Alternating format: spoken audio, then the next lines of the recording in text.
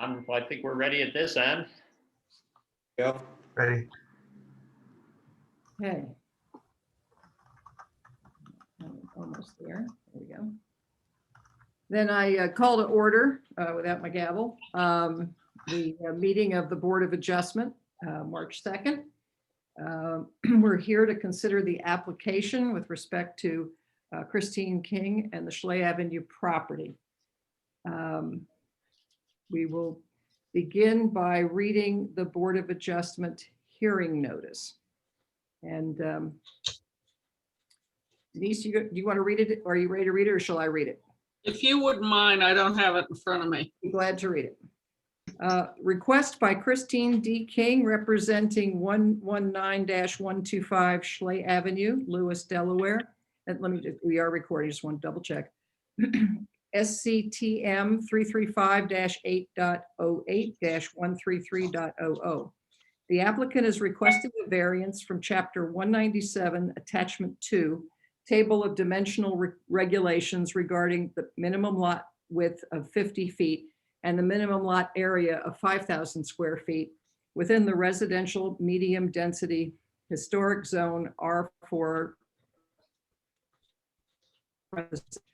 The proposed variance would allow a minor subdivision review, permitting one of the four resulting lots to be 45.73 feet in width and 4,552 square feet in lot area. The property is currently zoned residential medium density historic zone R4H. Is there any objection to an amendment of the hearing notice? It's not R4H, it's just R4. No objection. Then I don't think there's any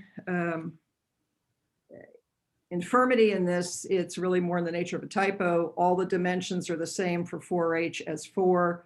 So the notice would be valid because it puts people on notice as to what the subject property is and what the issue is. So with that said, we will proceed. If I could just, I'll tell you what, to make it simple, Janelle, would you like people who are ready, people who wish to speak, and that's not those who are with Bill Schaub right now in his office, but all others who are participants who are listening in, if there are any who wish to speak in favor of or in opposition to the application, would you please so state in the chat function of Zoom so that Ms. Cornwell can then keep a note of who wishes to speak and we can see it without trying to navigate 20 people possibly speaking, but I assume there will not be that many, if any, but whoever wishes to speak may do so. But please just state it now in the chat function so Janelle has the names of the persons involved so we can call on them at the appropriate time. With that said, we will begin in the normal process, which is to have the building official give a presentation as to a neutral set of facts, just so that those in the audience who may not have attended a Board of Adjustment hearing before, the building official will make a statement as to what the situation is, and then the applicant has the opportunity to present witnesses and its case, and cross-examination can be had by Mr. Mendelis, the city's attorney, and then those speaking in favor of the application can be heard at that time. And then after that is concluded, and Mr. Mendelis again has the opportunity to cross-examine those people should he choose to do so, then Mr. Mendelis has the opportunity to present any evidence and information, or witnesses that he has, and those who wish to speak in opposition, if there are any to the application, may speak at that point. And then Mr. Schaub will have a chance also to cross-examine them and also to respond and rebuttal. Just so the record is clean, I think, Janelle, if I understand, you have pre-marked the exhibits. So for the ease of ref each time, I thought, Mr. Schaub, I don't know if you were aware of that. So I believe the exhibits have been pre-numbered with exactly as how you numbered them in your cover letter. Is that correct, Janelle? Correct.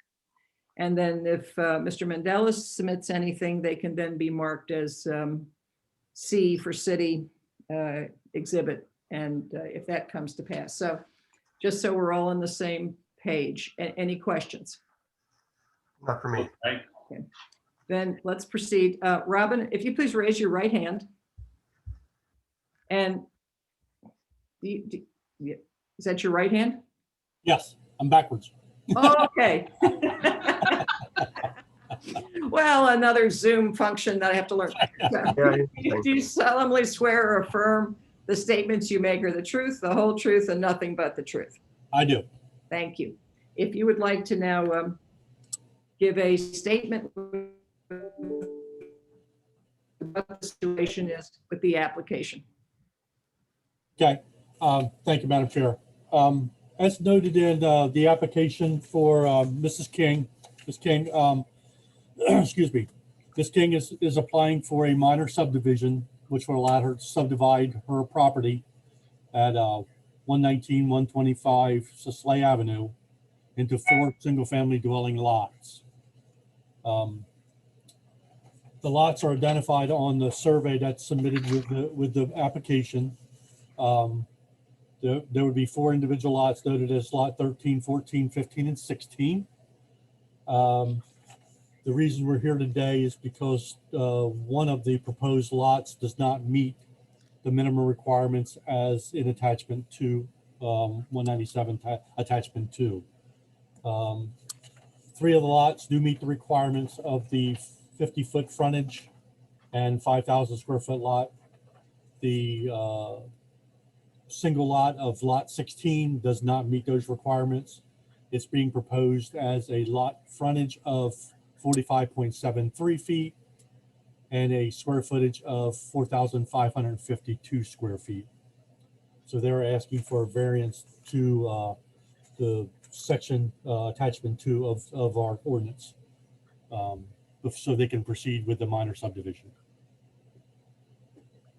I have no doubt that this will be addressed later, but do you, obviously part of what the applicant has had in her papers and has been discussed is this issue of the 2.5 acreage requirement for duplexes. And while this is not a duplex request, it's the genesis of the situation in which we find ourselves. Do you know when that 2.5 acreage request was put in the code? No, I do not. I wasn't here employed with the city at that time when that was put into place. Reading some of the documents, it seems to say that it was done in somewhere in the 2012 timeframe. I don't know if Mr. Mandalis was more familiar with that, exactly when that was added. Thank you. Do Mr. Schaub or Mr. Mandalis, do you have any questions of Mr. Davis? I do not have questions of Mr. Davis. Thank you. And do any members of the Board of Adjustment have any questions of Mr. Davis at this time? Okay, no. Then Mr. Schaub, if you would like to proceed. Thank you very much. Members of the board, I'm Bill Schaub. I am representing Ms. King. For all it's worth, I'm a resident of Lewes. I've lived in downtown Lewes for 47 years. I've lived on Madison Avenue since 1976, and as you will soon see, I have 9 properties on my street that are less than 5,000 square feet, and I would submit it's one of the nicer streets in Lewes, but that's not part of this. We are here, and it's funny, Ms. Hedge, you kind of mentioned why we're here, and the 2.5 acre requirement of a prior ordinance is not the issue today, but it's the reason we are here. And I'll explain basically how we got here. When the Kings bought this property in 1998, their deed describes it as lots 12, 13, 14, 15, 16, and part of 17 of Bayview addition to the city of Lewes. As shown on the plot that I gave with the application, and I will refer to it more later. this particular section of Schley Avenue, there's not one lot that was laid out as being greater than 5,000 square feet. In fact, there are 10 lots on which this property sits and are adjacent to it, all of which were 47.5 by 100, according to the plot from 1922. So lest someone think that we are creating smaller lots than anyone ever anticipated. In fact, the exact opposite is true. We're actually creating slightly bigger lots than anyone ever anticipated in 1922. When the Kings bought the property in 1998, it contained the existing building, which was zoned for industrial use. The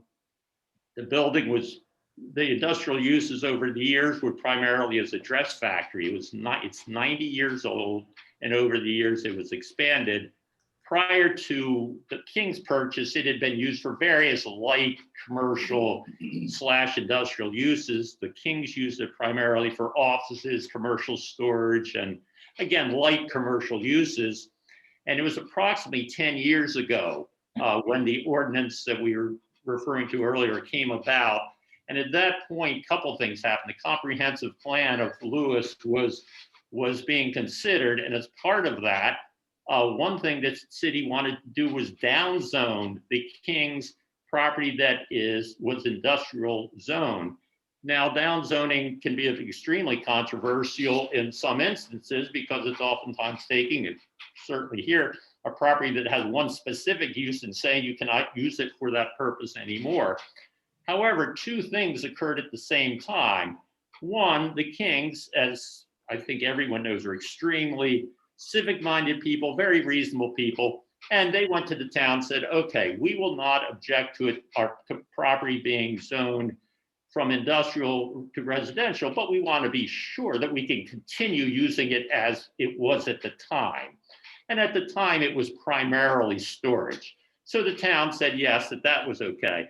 But the second thing, and probably the most important, is at the exact same time, as part of the comprehensive plan, the city of Lewes adopted an ordinance that said on lots of 6,000 square feet in certain areas of the town, you could build 2-unit condominiums. And coincidentally, the King's property was 26,074 square feet. And so in discussions with the town, they said, okay, so we have residential property. When the zoning is changed to residential, we would fit it in this category of, we have 26,000 square feet. That would be 4 lots upon which 2-unit condominiums could be built. And in fact, the town said, yep, that's the case. And so not only did the Kings obviously did not object then to the downzoning, the property was then rezoned as residential. Soon after that, following up on the town's indication that this new zoning ordinance would allow for 2-unit condominiums to be built, a property next to theirs, not part of theirs, that was 6,000 square feet, did receive a building permit from the town of Lewes. And in fact, Ron Coffin built a 2-unit condominium on a property 6,000 square feet directly next to the King's property. So subsequently, the Kings, as it turns out, as the surveys that I submitted will show, they're building on the lot, and next, as part of their property, was a piece a little bit over 6,000 square feet. So they went to the town and said, what we want to do is take a 6,000 square foot piece of our land and sell it, and so that 2-unit condominium could be built. So in fact, what they did, and of course, this is why we are here. They had 26,000 square feet, roughly. Had they been clairvoyant and known we would have been here today, they would have taken exactly 6,000 square feet, sold that lot, and they would have had 20,000 square feet of land left. If they had 20,000 square feet, given our present situation, we wouldn't be here. But because of the city ordinance at the time or its interpretation, they instead did what made sense. They took their property and divided it into fourths. So they made each lot roughly the same size.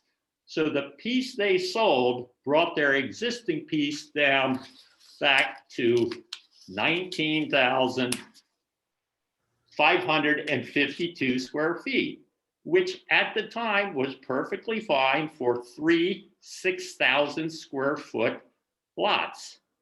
However, it's short on 4 5,000 square feet lots. And again, that is exactly the reason we're here today. And it was so the Kings continued to rent the property, and it was, in fact, it was BB Hospital that used it for storage, for paper storage. And they for many years, and then their plans changed, and I think electronic storage came about. So they canceled their lease, and this was right about the time Tom King had passed away. And so his wife, Chris, then said, well, he didn't have a tenant, and she checked around, but with the location of the property was not really set for, it couldn't be industrial use because it was grandfathered as a similar storage kind of use. There were no apparent tenants. And so she did what would seem natural. She went to the city and said, okay, I want to raise my building and I want to subdivide it into 3 6,000 square foot lots, which was the time she did it. This was the ordinance. This was how her other property was subdivided. I mean, the rest of this same property. And it was about that time that the city realized that there was another provision in the ordinance allowing 2-unit condominiums on a 6,000 square foot lot, which required the total piece of land before you split it out to be 2.5 acres in size. Well, that 2.5 acres in size is a total mystery, I think, to everybody, because as it turns out, at the time that was put in as a requirement, there was not one 2.5 acre vacant parcel in the city of Lewes to which this ordinance could apply.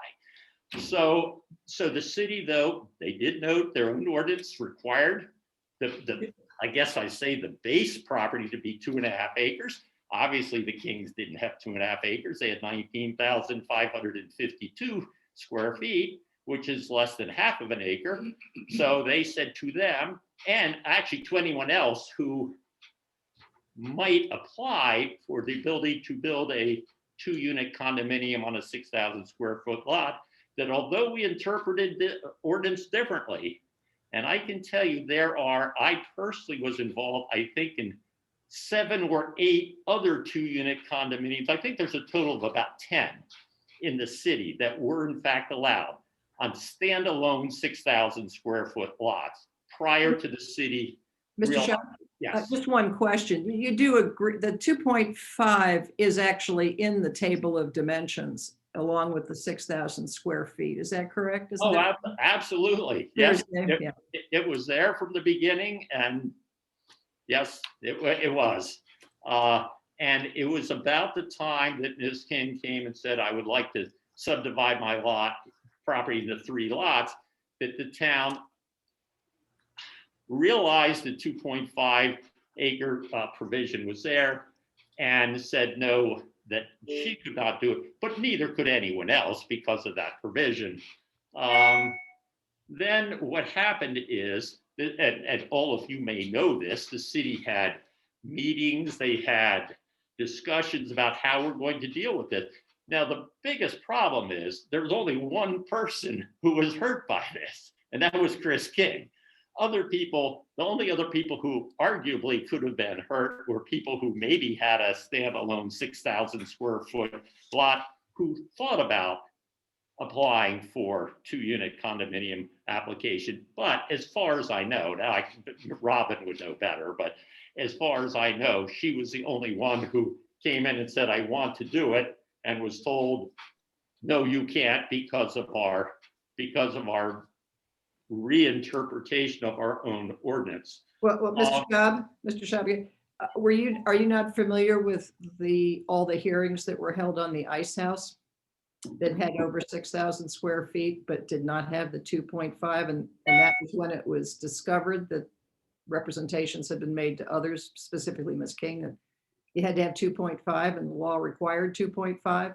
Well, that would make sense. You know, I was not involved in that, but if maybe that's then when it came about. So that would make sense. So obviously something came about that caused this to be brought about. So therefore, basically, we were left with the situation of Ms. King having 19,552 square feet, which would have been plenty for 3 lots of 6,000 square feet, but was short of 4 lots of 5,000 square feet. And again, the city they did have meetings, they had discussions about how to deal with it. The end result was, and what happened is, when this application was actually filed, the city had not made a final determination on how it was going to deal with the two-unit condominiums. So as you all know, since then, they did. And the present ordinance, as I understand it, would not have aided Ms. King, because now it says it can be 6,000 square feet, but you have to have so many 600-foot distance, I think, between one property of two-unit condominiums and another. Well, obviously you can't here because she has one directly next door that was part of her property, one right next door to that.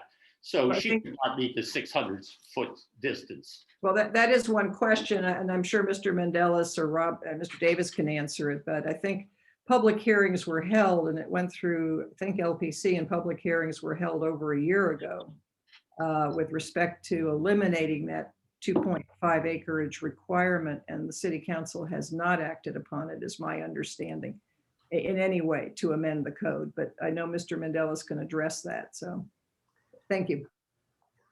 Yes, and I tried to have a lot of input into that decision because I had someone directly affected by it. So I did not testify but I submitted much material to the city in the hopes of, because I gave, for instance, one of my proposals was just take out the 2.5 acre requirement and leave everything else the same. That was one of my suggestion. That was not followed, and instead, I believe there is an ordinance right at this second that does allow two-unit condominiums, but I think it is this 6,000 square foot, and there's a space requirement between properties, and I think that is the status. But if I'm wrong, I apologize for that. So Ms. King was basically left with what to do with her property, and you know, I've been around a long time and I've done a lot of variance stuff, not as many in this city because the city doesn't have many. And it's hard for me to imagine one that more meets all criteria you could ever find for a variance application.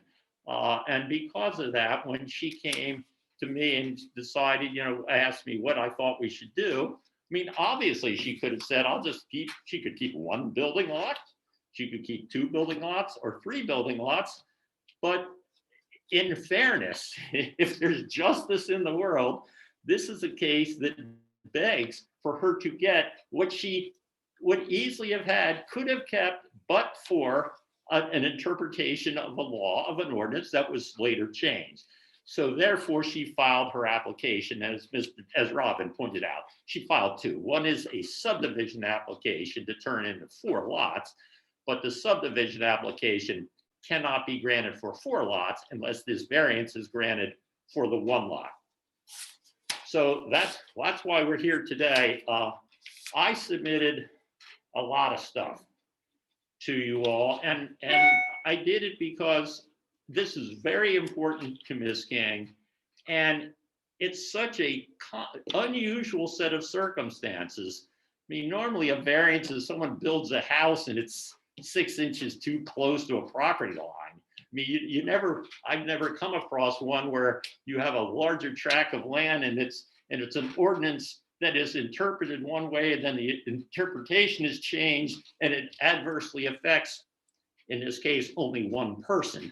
So what I would like to do is go through some of the exhibits that I presented, and then I will have other people here go through the others. And so let's see.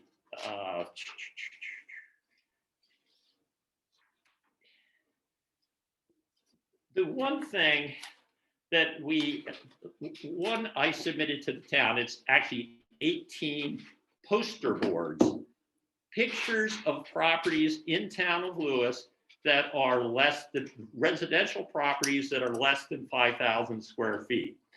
Now, this was a very difficult undertaking because, as Mr. Edwards and I discussed, when this first came about, I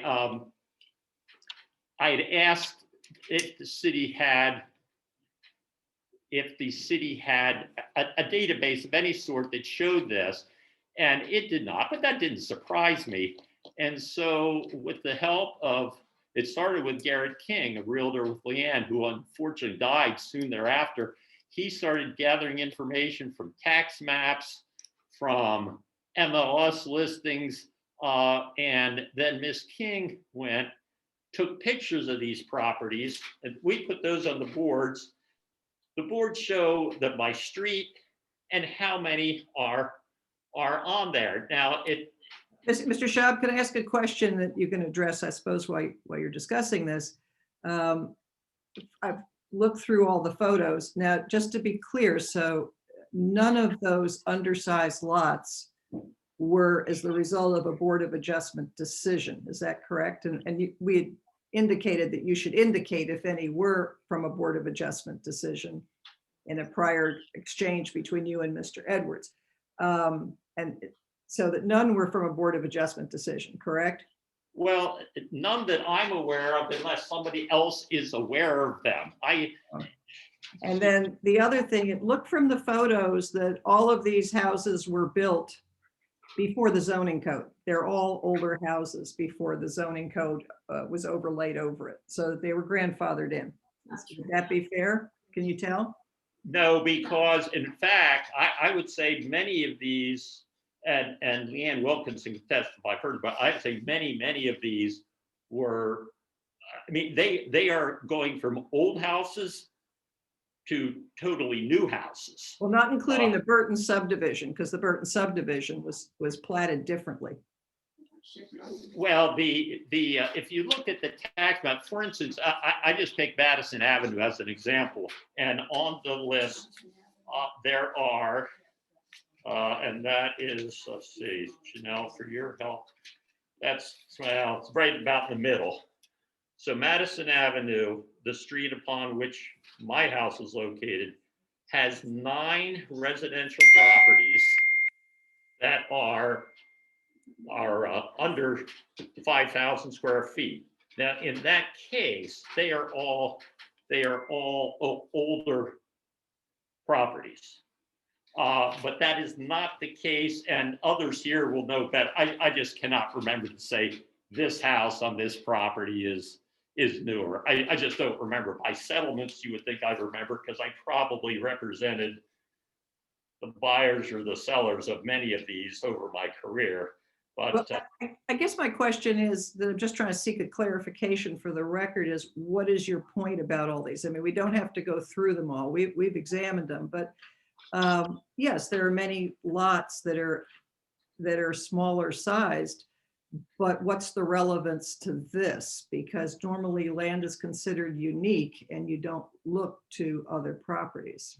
well, when the application was first filed, Ms. King, being a good neighbor, went around and spoke to neighboring property owners and told them what she wanted to do. And you never get surprised by what people say, but one of the things people said to her is, you'll devalue our property because the lots will be so small. And to me, a lot in Lewes, that there is no too small lot in Lewes. So one of the criteria in this is detrimental effect. And it's my belief, and I think our witnesses will testify, there's not a lot in Lewes that could create a detrimental effect on other properties because all of our properties are so valuable. But certainly the creating one lot that's under the requirement of 5,000 square feet is certainly not going to have a detrimental effect. And the pictures really go to that because, and it's not like people stood in line to call Chris King and say, hey, we don't like what you're doing. It's just a couple people said, oh, the lot's going to be too small. Why do you have it so small? I think all these pictures prove there is no such thing as too small in the city of Lewes. And so I would say that is the point of the pictures. Then Leanne can testify as to how that translates into value. And for instance, I looked up just before I came here, and again, I think this is all relevant for what people who don't, I guess best I'd say, don't like her application. Just on my street alone, I looked up the last 3 sales of lots under, they're not under, several of them are under 4,000 square feet. There are 3 lots that are 3,485 square feet on my street. 13 years ago, one of them sold for 465,000. 9 years ago, one sold for 425,000. And 7 years ago, one sold for 510,000. So I'm just using these as examples of no detrimental effect.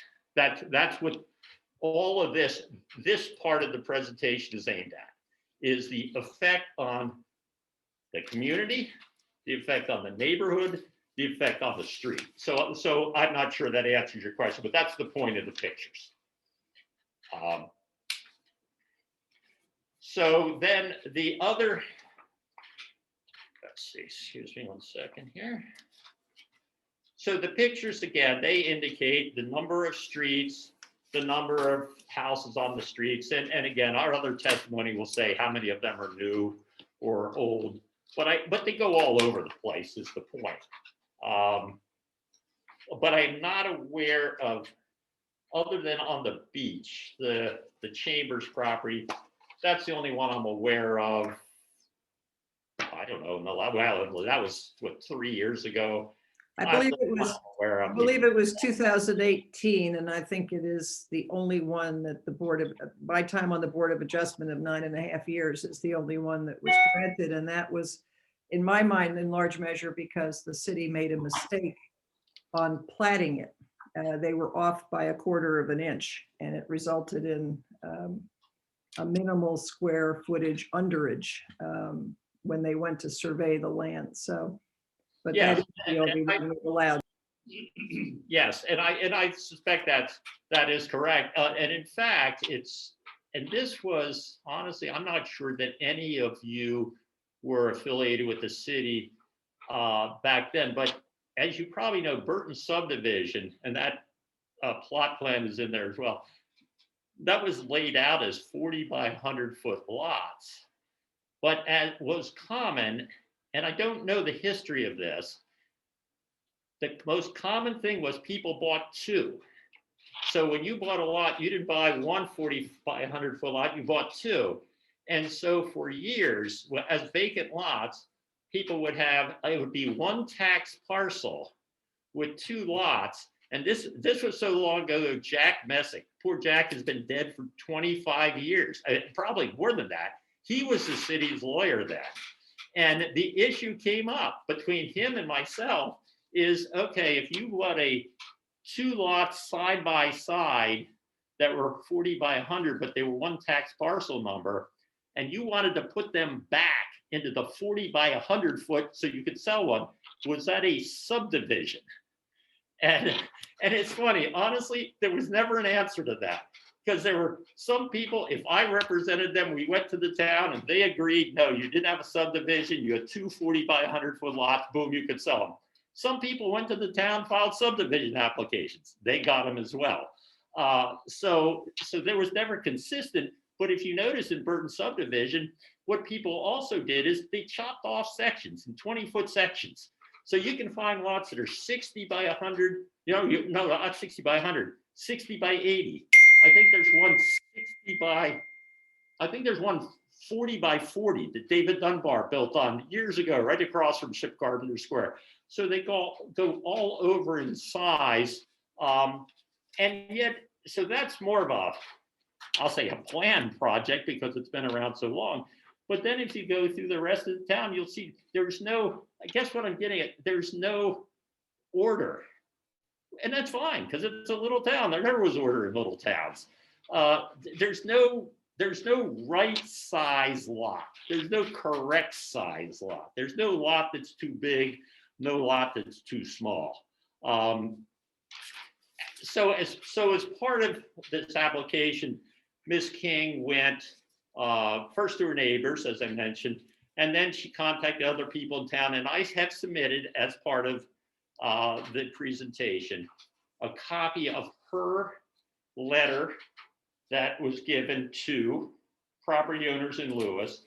And then I gave you it was a 3-page printout by name and address of the people who did sign that. It's a total of 71 individual people who owned property in Lewes, who the letter she gave is in the record. It says she explained to people what happened. We had 71 people sign this. Do petitions make a difference?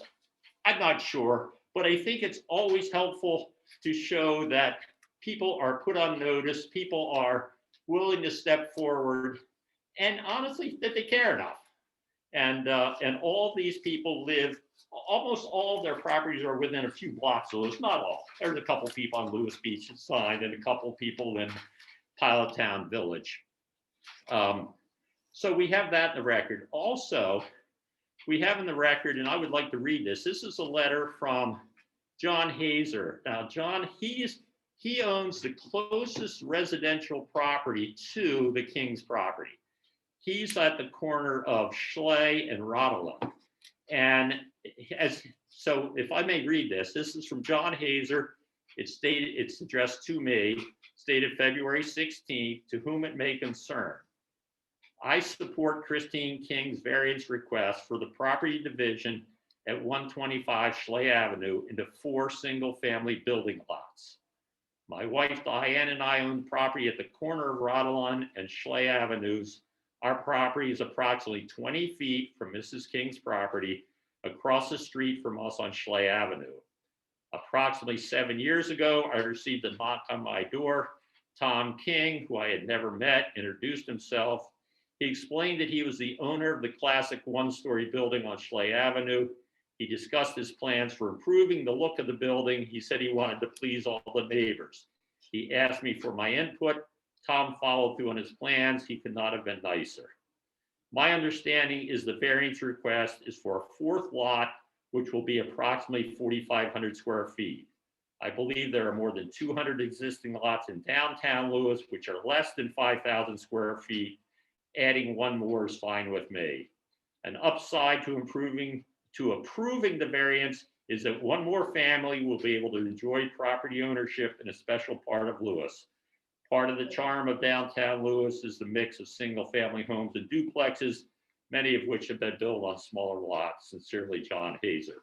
So that is in the record as well.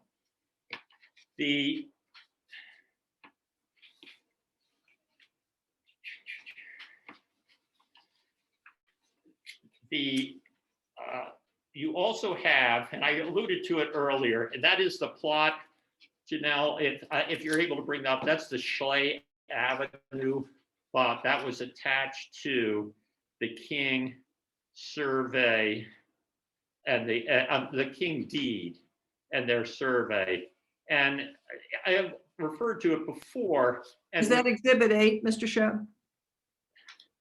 Or is it Exhibit 9?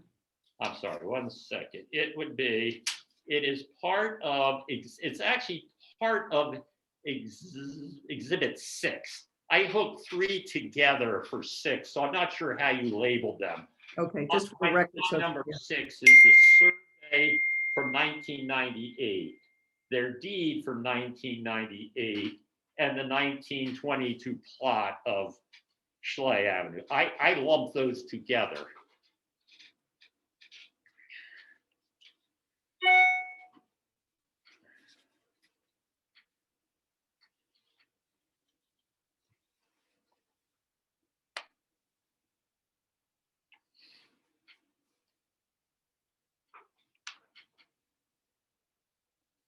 So does everyone have that? If I'm not sure how this works enough to know. I think Janelle's, It would be so that's the plot of when the Kings bought the property, showing the sizes to 26,074 square feet. Then the next in line of what I gave is the deed for the property, which just confirm. Okay, there we go. That is the plot, 1922, laid out for Lewes. And what you see there is just what you see everywhere else in Lewes. There is no uniform size. If you look on the side of Schley Avenue, where the King property is located, which would be, as you look at, well, if you look at it that way, it's down at the bottom, lots 10 through 19. Each one of those is 47.5 feet wide. All 10 are the same. Although it's kind of hard to tell. The very 19 looks like in the front it might be 49.5 and in the back 47, but I can't read that. And they're all just about 100 square feet long. So Mr. Schaub, just to be clear, to go back to what you were talking about before, this was how that section was laid out originally, and people bought up multiple lots to combine it to be larger lots, which is what this industrial section became. Is that my understanding that correctly from what you've said? Well, some people did. So where their property is, they did. But I know Miss King mentioned that one of the people mentioned, well, we have bigger lots. This is someone on the other end of Schley Avenue. We have bigger lots, so we would like you to have bigger lots. And if no one says that, that's fine. But the point is, they've always been different. They were different from 1922, and they can be different in 2021. They were larger towards the canal, obviously, and they get right across the street. They're all different size. All I'm getting at is the lots that we are asking to create would be larger than they were in 1922, while the other lots in the area have, well, again, right across the street is, I guess, the city complex and stuff. So there's all different uses on Schley Avenue. But the point is, just like Burton subdivision, in Burton subdivision, the town allowed people to go back to always use their 40 by 100 foot lots.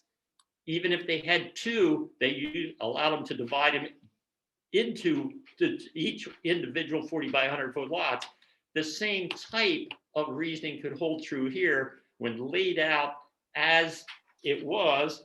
Arguably, the town should say, as long as they're 47.5 feet wide by 100 feet long, they would be compliant with how we approved it long ago. Now, again, yes, in this particular block, it changed, but I point out that this is not something new. We're not trying to create lots that didn't exist at a different size. Well, yes, aren't you really? Because 2011, the zoning changed, and the zoning changed in the 50s. What you're talking about is 100 years ago. No, So what controls is the law now. But had they been used as single family lots, then they would have been legal lots still. That's all I'm getting at. Because the same thing was in Burton subdivision, the 40 by 100 foot lots and the 40 by 80 were allowed because they were laid out before the zoning changes were made. And that's all I'm getting at. Yes, I agree. In this case, a building was built on 5 of them, so that changed. But the concept is that originally they were going to be smaller lots, and we would be consistent with what the earlier plot plan showed just as Burton subdivision is totally consistent today with the way that original plot plan showed, other than the lots that are even smaller than the 40 by 100. Well, except Burton subdivision was actually approved and stays the same with the zoning from the 50s and the 2011 changes, right? Well, I wouldn't say it was approved because it was prior to zoning at all, the Burton subdivision. But that zoning remains. Right, yes. Yep. So let's see. Trying not to mix myself up. So what I think I would like to do is, excuse me, 1 second, please. And I'm sorry, so the other surveys I submitted, they are just going along with what I mentioned before. The one that Janelle brought up was, we have the one that shows what the lots could have looked like, and I'm sorry, this would be for you, exhibit, I'm sorry. This would probably be like 10 or 11, Janelle, it was the survey that you brought up right before you brought up the Burton subdivision. It's the revised and reassembled survey plan for Chris King, and naturally, as the world would have it, the deed is cut off at the bottom. I think that's exhibit 8, right? I Yes. think it's 8. Well, let's see, I'm sorry. Let me.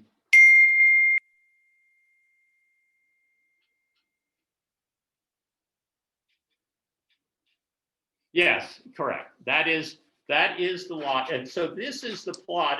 And the importance of this is that this shows the after. Now this is after the Kings sold their lot. I'm sorry. No. When the 2-unit condominium ordinance first came about, with, as it turns out, the misinterpretation of the 2.5 acre provision, this is when they subdivided. Now, when I say subdivided on paper, their lot into 4 equal sized lots, went to the city, and the city gave them permission to subdivide. What is shown on here is lot 12 revised. So the city of Lewes gave them permission to subdivide off a piece that was just over 6,522 square feet. They sold that property, and today a 2-unit condominium sits on that property. Likewise, although it's not shown on this survey, immediately to the right, it's shown lands now of William Allen Vessels and Sylvia Vessels. There's also a 6,000 square foot lot there. There's also a 2-unit condominium there that the town approved before the Kings went in to get theirs approved. So the importance of this survey, it shows that the Kings, they are not in the position Miss King is in today because she was stupid or made a mistake or because she couldn't read or she just guessed. She was here intentionally because of what she was told by the city she could do with her own property. Because you can see lot 12, 6,522 square feet. She could have made that, the Kings could have made that 6,000 square feet exactly. Had they done that, the remaining property would be over 20,000 square feet. We would not, as I mentioned, we wouldn't be here today. If the city had said, you know, we might change the ordinance, we might, and remember, I'm not blaming anybody. This, obviously, there were, I said, about 10 of these were approved. So this is not anyone's fault, but I just point out, most importantly, it is not Ms. King's fault. And that is another criteria of the whole variance procedure. So that's the importance of that survey. And I think at this point, I would like to stop and let somebody else say something. Well, do you wish to proceed with your witnesses? Or Yes, do you have any? I do. So I would first like Chris King, and Chris, you want to sit here?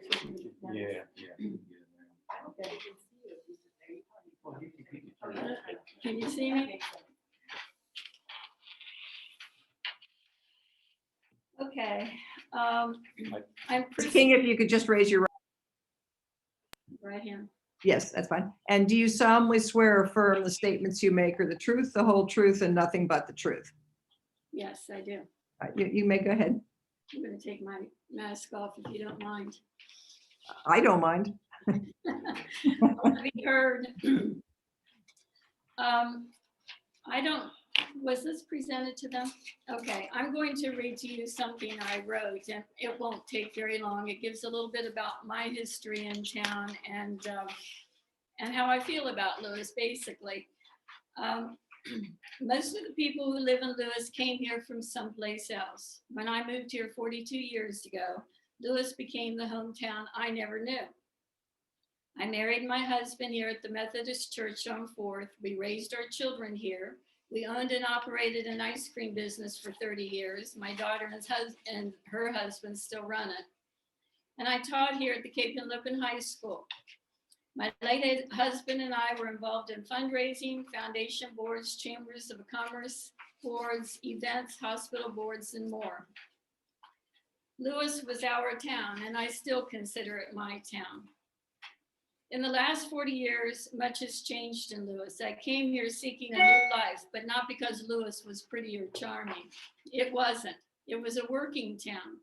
It smelled of the Doxy clam factory at the end of Pilot Town, and several buildings downtown were vacant and dilapidated. Houses were in disrepair. Lewes was not a town that attracted those retiring or those wanting second homes.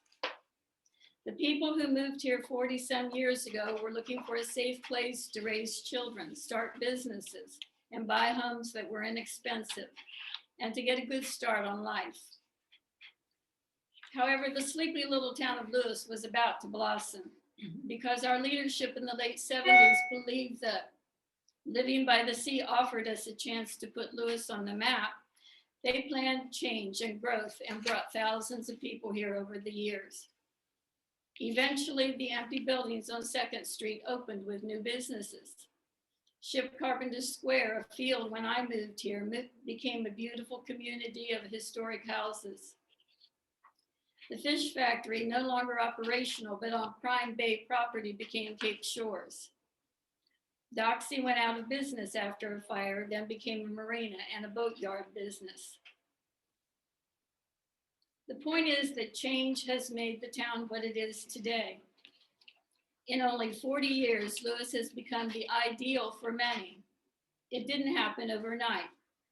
It was through thoughtful consideration and planning that we got a cute little boutique community that everyone loves and cherishes today.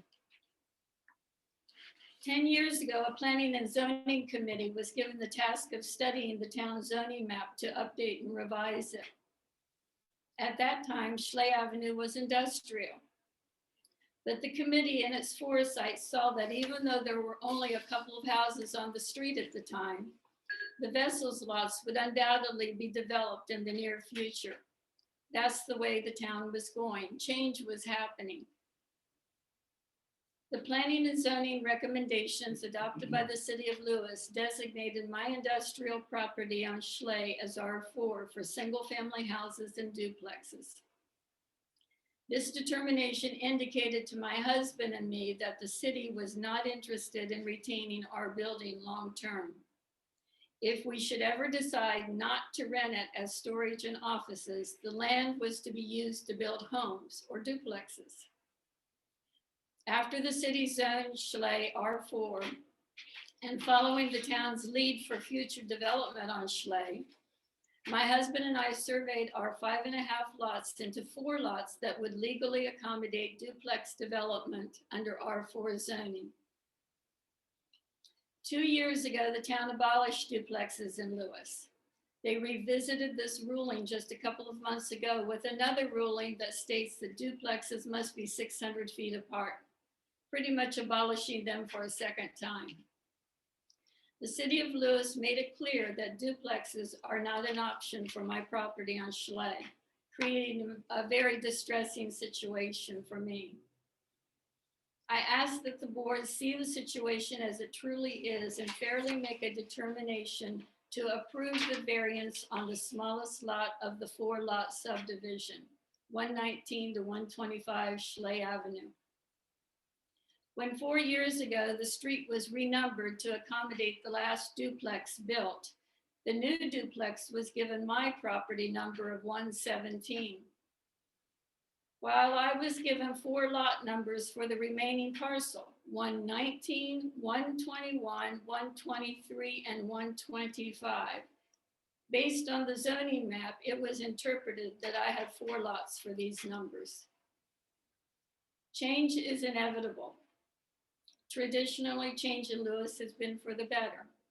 I believe that the change from industrial usage to 4 buildable lots for attractive houses will enhance the other properties on Schley Avenue and better the town of Lewes. I ask that you grant me the variance for the lot closest to the water tower, making it a buildable lot. While it may fall short of the currently required minimum footage, it will be no different than over 200 other lots in the city of Lewes.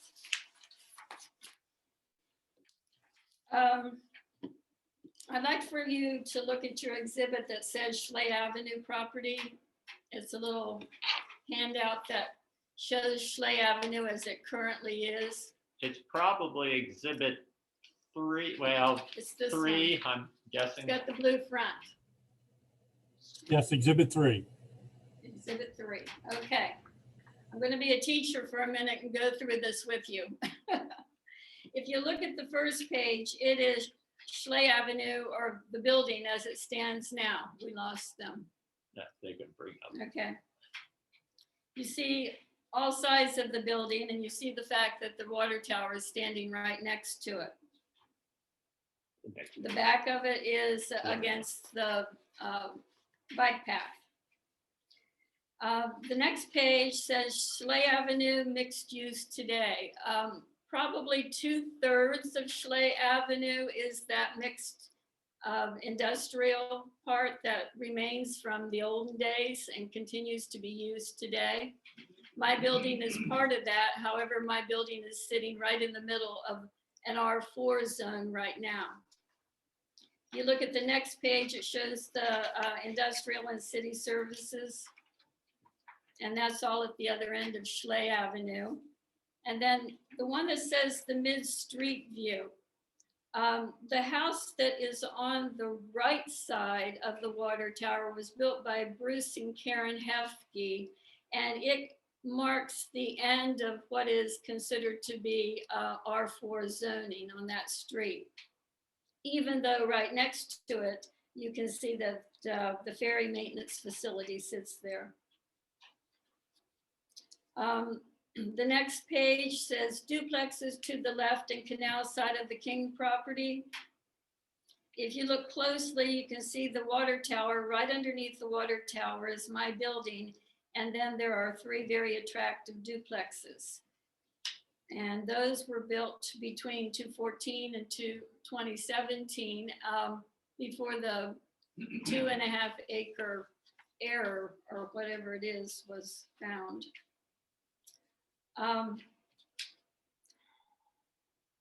Needless to say, if you look at the next page, the building will be raised in order to have the 4 lots that I'm proposing. So that will have to happen before anything is built.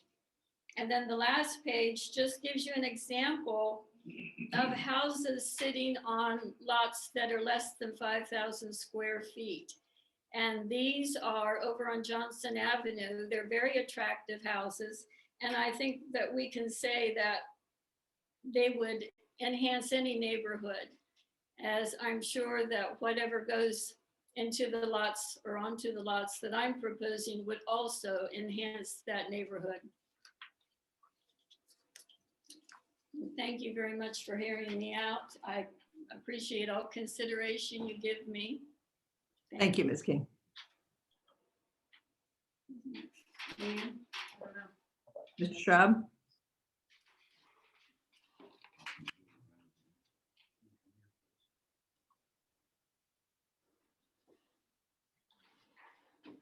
Good morning, I'm Jim Ford. Hi, Jim. If you'll raise your right hand. Do you solemnly swear or affirm the statements you make are the truth, the whole truth, and nothing but the truth? Yes, I do. I'm going to read the letter of submission that I think you already have in front of you, but I'd like to go ahead and read it into the record right now. Can you hear me okay through this mask? No. I can. If you speak slowly, it's all right. Whatever you're comfortable with. You all right with this? Yeah. Okay. Thank you for allowing me to submit comments regarding the King request for a variance pertaining to her property located as referenced earlier in the beginning of the meeting by the chair. As with so many parcels within the city limits, this particular land area has a unique background and history that warrants individual consideration in order to fairly and accurately base a decision regarding the future land use for the benefit of the community as well as the property owner. I believe the request complies with the approval for an exceptional practical difficulty based on the city's following actions over numerous years. Number one, during many years and reaching conclusion in or around 2012, the city enacted a broad, all-encompassing zoning change and municipal code update as part of a state-mandated comprehensive land use plan requirement. My recall on this process was there were numerous meetings held by the Planning Commission, Mayor and Council, and public hearings involving proposed concepts and suggestions, culminating with the final document. Given the size and details of the plan, it is possible that some areas receive more public discussion than others. This is brought forward in more detail shortly in my submission. Number two, at this time, the Kings were informed of a zoning change from the current industrial to a new residential zone allowing duplex construction for lots larger than 6,000 square feet as a result of the adoption of the comprehensive land use plan. Number three, subsequently, the city, through proper process, approved a request from the Kings for a subdivision of approximately 1/4 of the entire parcel, an area greater than 6,000 square feet. At that time, no structure existed on that land. The remaining area of their parcel still could allow for 3 6,000 plus square foot lots for future subdivision should the existing former industrial structure be removed. The mindset of the Kings at this time was to have 4 approximately equal sized lots, 1 already subdivided and 3 pending subdivision. This would allow for a sense of rhythm, size, and scale for future construction of dwelling units along a small Lewes street, thus melding into the existing neighborhood. The terms of rhythm, size, and scale are often referenced by city committees as well as the mayor and council. Number 4, the city issued a building permit, performed inspections, and awarded a certificate of occupancy for a duplex on a single lot subdivided by the Kings. All took place after the acceptance of the new zoning classifications and city code revamping associated with the new comp plan. Number 5, at some time afterwards, the city code interpretation for duplex requirements changed. Found in the code was a caveat stating the minimum lot size for duplex use was 2.5 acres. Having been involved in many of these meetings as mayor, I cannot recall the reasoning to have instituted such a requirement for existing land with the city, as no existing land parcel complied with both the zoning classification and the minimum land size to allow duplex construction.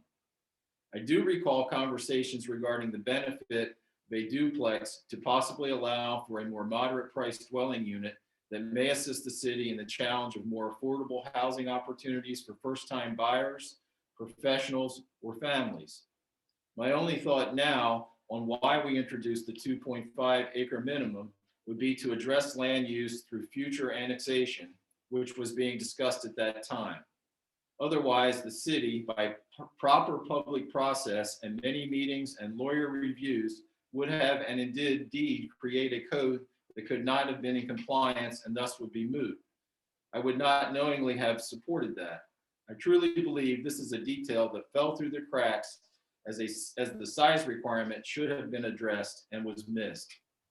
Such is an example of what I referenced in item 1 regarding specific topic discussion. Number 6, upon the interpretation, the King's property became restricted to single-family units. This is not what was revealed at the public meetings or even recognized by the city itself, since the Kings went through a correct public subdivision process, which was approved, and the city then issued a building permit for a newly created lot. Obviously, the 2.5 acre minimum lot size was not picked up by anyone at that time. Number 7, Mrs. King is seeking a variance for a sub-sized lot and street frontage, not for duplex construction.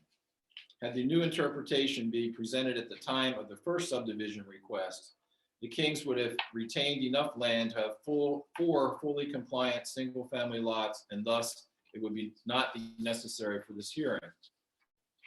Number 8, there are numerous lots in a sub 5,000 square foot or with a sub 50 foot street frontage. These lots offer quality homes contributing to our community. Granting this request would permit 4 approximately same size tax producing lots replacing the abandoned industrial building. Thus no precedence is being established. Number 9, originally the concept was permitting up to 3 duplex units for a total of 6 dwellings. The request to grant the variance allows for up to 4 units, a net reduction from the original concept accepted in the comp plan. Number 10, the applicant is in this position due to a variety of complicated issues.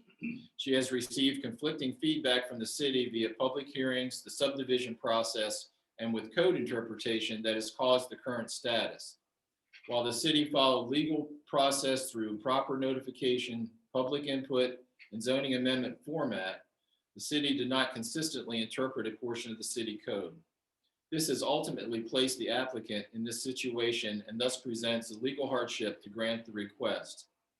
I realize that each member of the Board of Adjustment is committed to making the best, most accurate legal decision based on the information presented for each hearing. I truly feel this application has standing for approval based on the past actions by many parties involved with the city. I am not directing blame, malfeasance, or ineptitude towards anyone, but rather presenting the sequence of events that has led to this predicament while offering what I feel is a legal interpretation for approving the request. I thank you in advance for your consideration and for your service to the city and our community. James Ford, former mayor. Mr. Ford, maybe perhaps turning to what you didn't want to address in your last part, it's fair to say that you and the Kings have been friends for years, and correct? I mean, that's Yeah. fair. Yes. And obviously you were on city council for years and then mayor through this whole time period of the change in the code and afterwards up till that lovely time that you drifted off into retirement from us all. That is a lovely. Is it fair to say that, because you're also a builder, that you had conversations with the Kings with respect to their ability to do duplexes on that property? I mean, it seemed like it'd be a normal conversation to have. I had conversations with the Kings during the consideration for the comp plan, the zoning changes and so forth as to, the progress that would be made through the city and how that would affect their property. And that it could affect the property and that it would go residential, but they'd still be able to do duplexes. Is that fair? Yes. And at Yeah, that point, I am part of, and you were mayor at that time, correct? right, and I was part of the eyes that viewed this document and did not pick up the 2.5 acre requirement that was instituted. I do remember as well that when we passed that comp plan finally, we were on a deadline.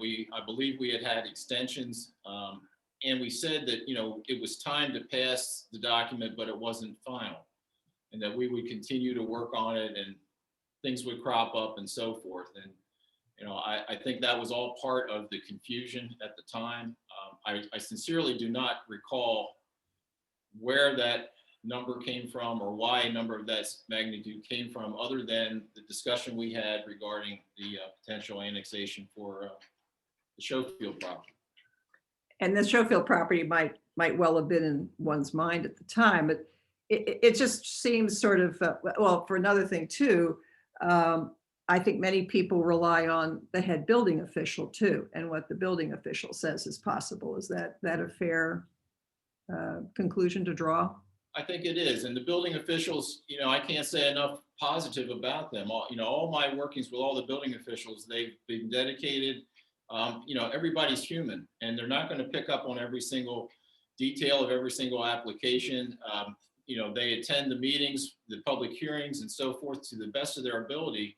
They're interpreting the code and issuing permits, and things are going to happen. And I think people do rely on the building officials for a lot with that. It's hard for an individual to sit, study the code book, and make sure that their application meets all the criteria that is listed there. As you know, those codes evolve, and so Yes. Staying up with it and keeping in touch with it is very difficult.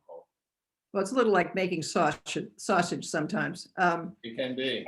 And the other thing that strikes, at least just from my observation, that it's not unusual for people to walk down a street and say, gee, that doesn't look like an 8-foot setback, or that doesn't look like, that looks like that roof is too high, and that they then come and land up in City Hall and say, hey, have you gone and checked that property? Because that just doesn't seem kosher. So that if people were aware of that 2.5 requirement, or if the city had strictly interpreted that provision, not even strictly, just applied it, that sat right there in the dimension code, someone would have said, hey, you're approving a duplex, but it's not 2.5 acres. I don't know if that is making sense, but in other words, it was in no one's mindset because nobody ever raised a question about until 2018 when someone carefully read the dimensional requirements. Would you agree with that?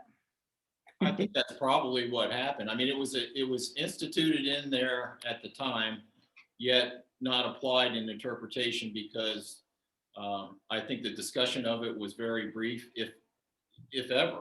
Yeah, there were many issues that were raised in that. I remember sitting through the city council meetings.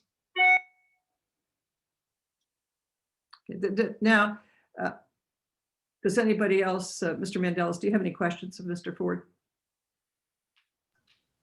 No questions of Mr. Ford. I would acknowledge and appreciate that he's properly attired. I usually see him in a Hawaiian shirt. So thank you for dressing up, former Mayor Ford. I know, I wasn't going to comment, but you can get away with it. And I didn't ask you, Mr. Mandelis, if you had any questions of Mrs. King, but I assumed you did not. Is that? I do not. Thank you for asking. All right, Jim, thank you very much. Okay, thank you.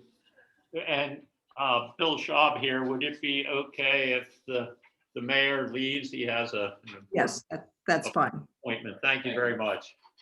And Mr. Schaub, just to clean up the record, I think probably given all the facts that you put in that I don't know would be within Mrs. King's knowledge base. So I think it's necessary that I ask you to be sworn in and affirm the statements that you made previously, because it was more than argument, it was introduction of facts. Is that acceptable? Yes, All right. And do you solemnly swear or affirm the statements that you make are the truth, the whole truth, and nothing but the truth?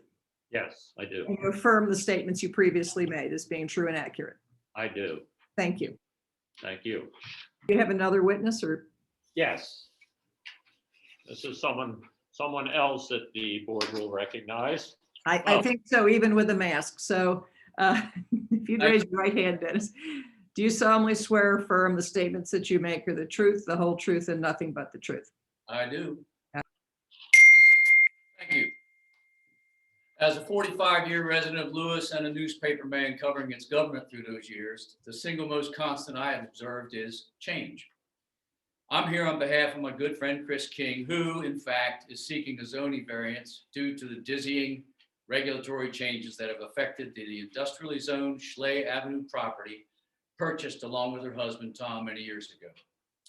As most practical people do, Chris and Tom, who is now deceased, made plans and projections for their lives based on the permitted uses and value of their property.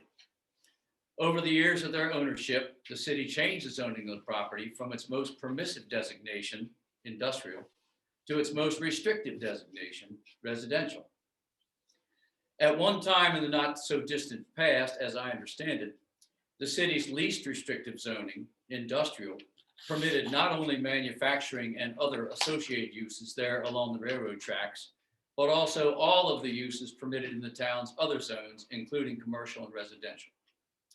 Chris and Tom didn't seek the zoning change from least restrictive to most restrictive, but with official assurances that a new residential designation would allow duplexes, they went along with the change, knowing it was more in keeping with the way Schley Avenue was developing, and without any sense that their property value would be adversely affected. Then more change came, this time effectively removing duplexes from permitted uses on the property. Chris was then faced with the unpalatable prospect of losing property value through no fault or desire of her own, or seeking a reasonable variance, which is why she is here today. Given the constant change in land use patterns and regulations in this evolving community, the need for this variance process to protect people's property values and uses is more important in Lewes than in many other communities where change has not been as prevalent. One of 6 core values that help guide decision-making in Lewes states, Lewes values its human town scale and sense of face-to-face intimacy that is characteristic of its quality of life. The variance that Chris seeks for one of only 4 lots she plans to create, nonetheless preserves the characteristics of dozens of other existing lots in the core residential areas of Lewes.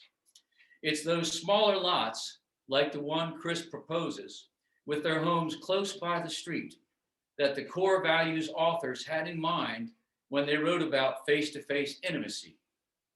I state that with certainty as a member of the group, guided by the town citizenry who crafted the core values. The variance Chris King seeks would not detract from, but rather would enhance the human town scale of Schley Avenue's residential neighborhood. The variance she seeks is reasonable and would address the practical difficulty that Chris otherwise faces due to the many unsought zoning changes affecting her property. You know, the really beautiful thing about all this is really not a heavy lift. All I ask is for the board to do the right thing and grant this variance. Thank you for giving me the opportunity to address you today. And nice seeing everybody.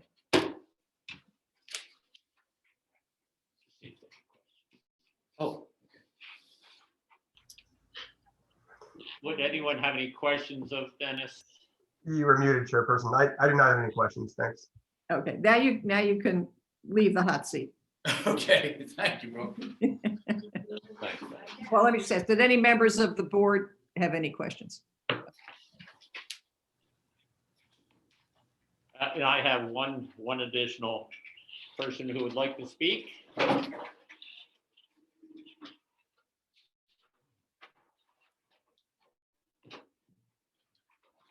Hi there. There we go.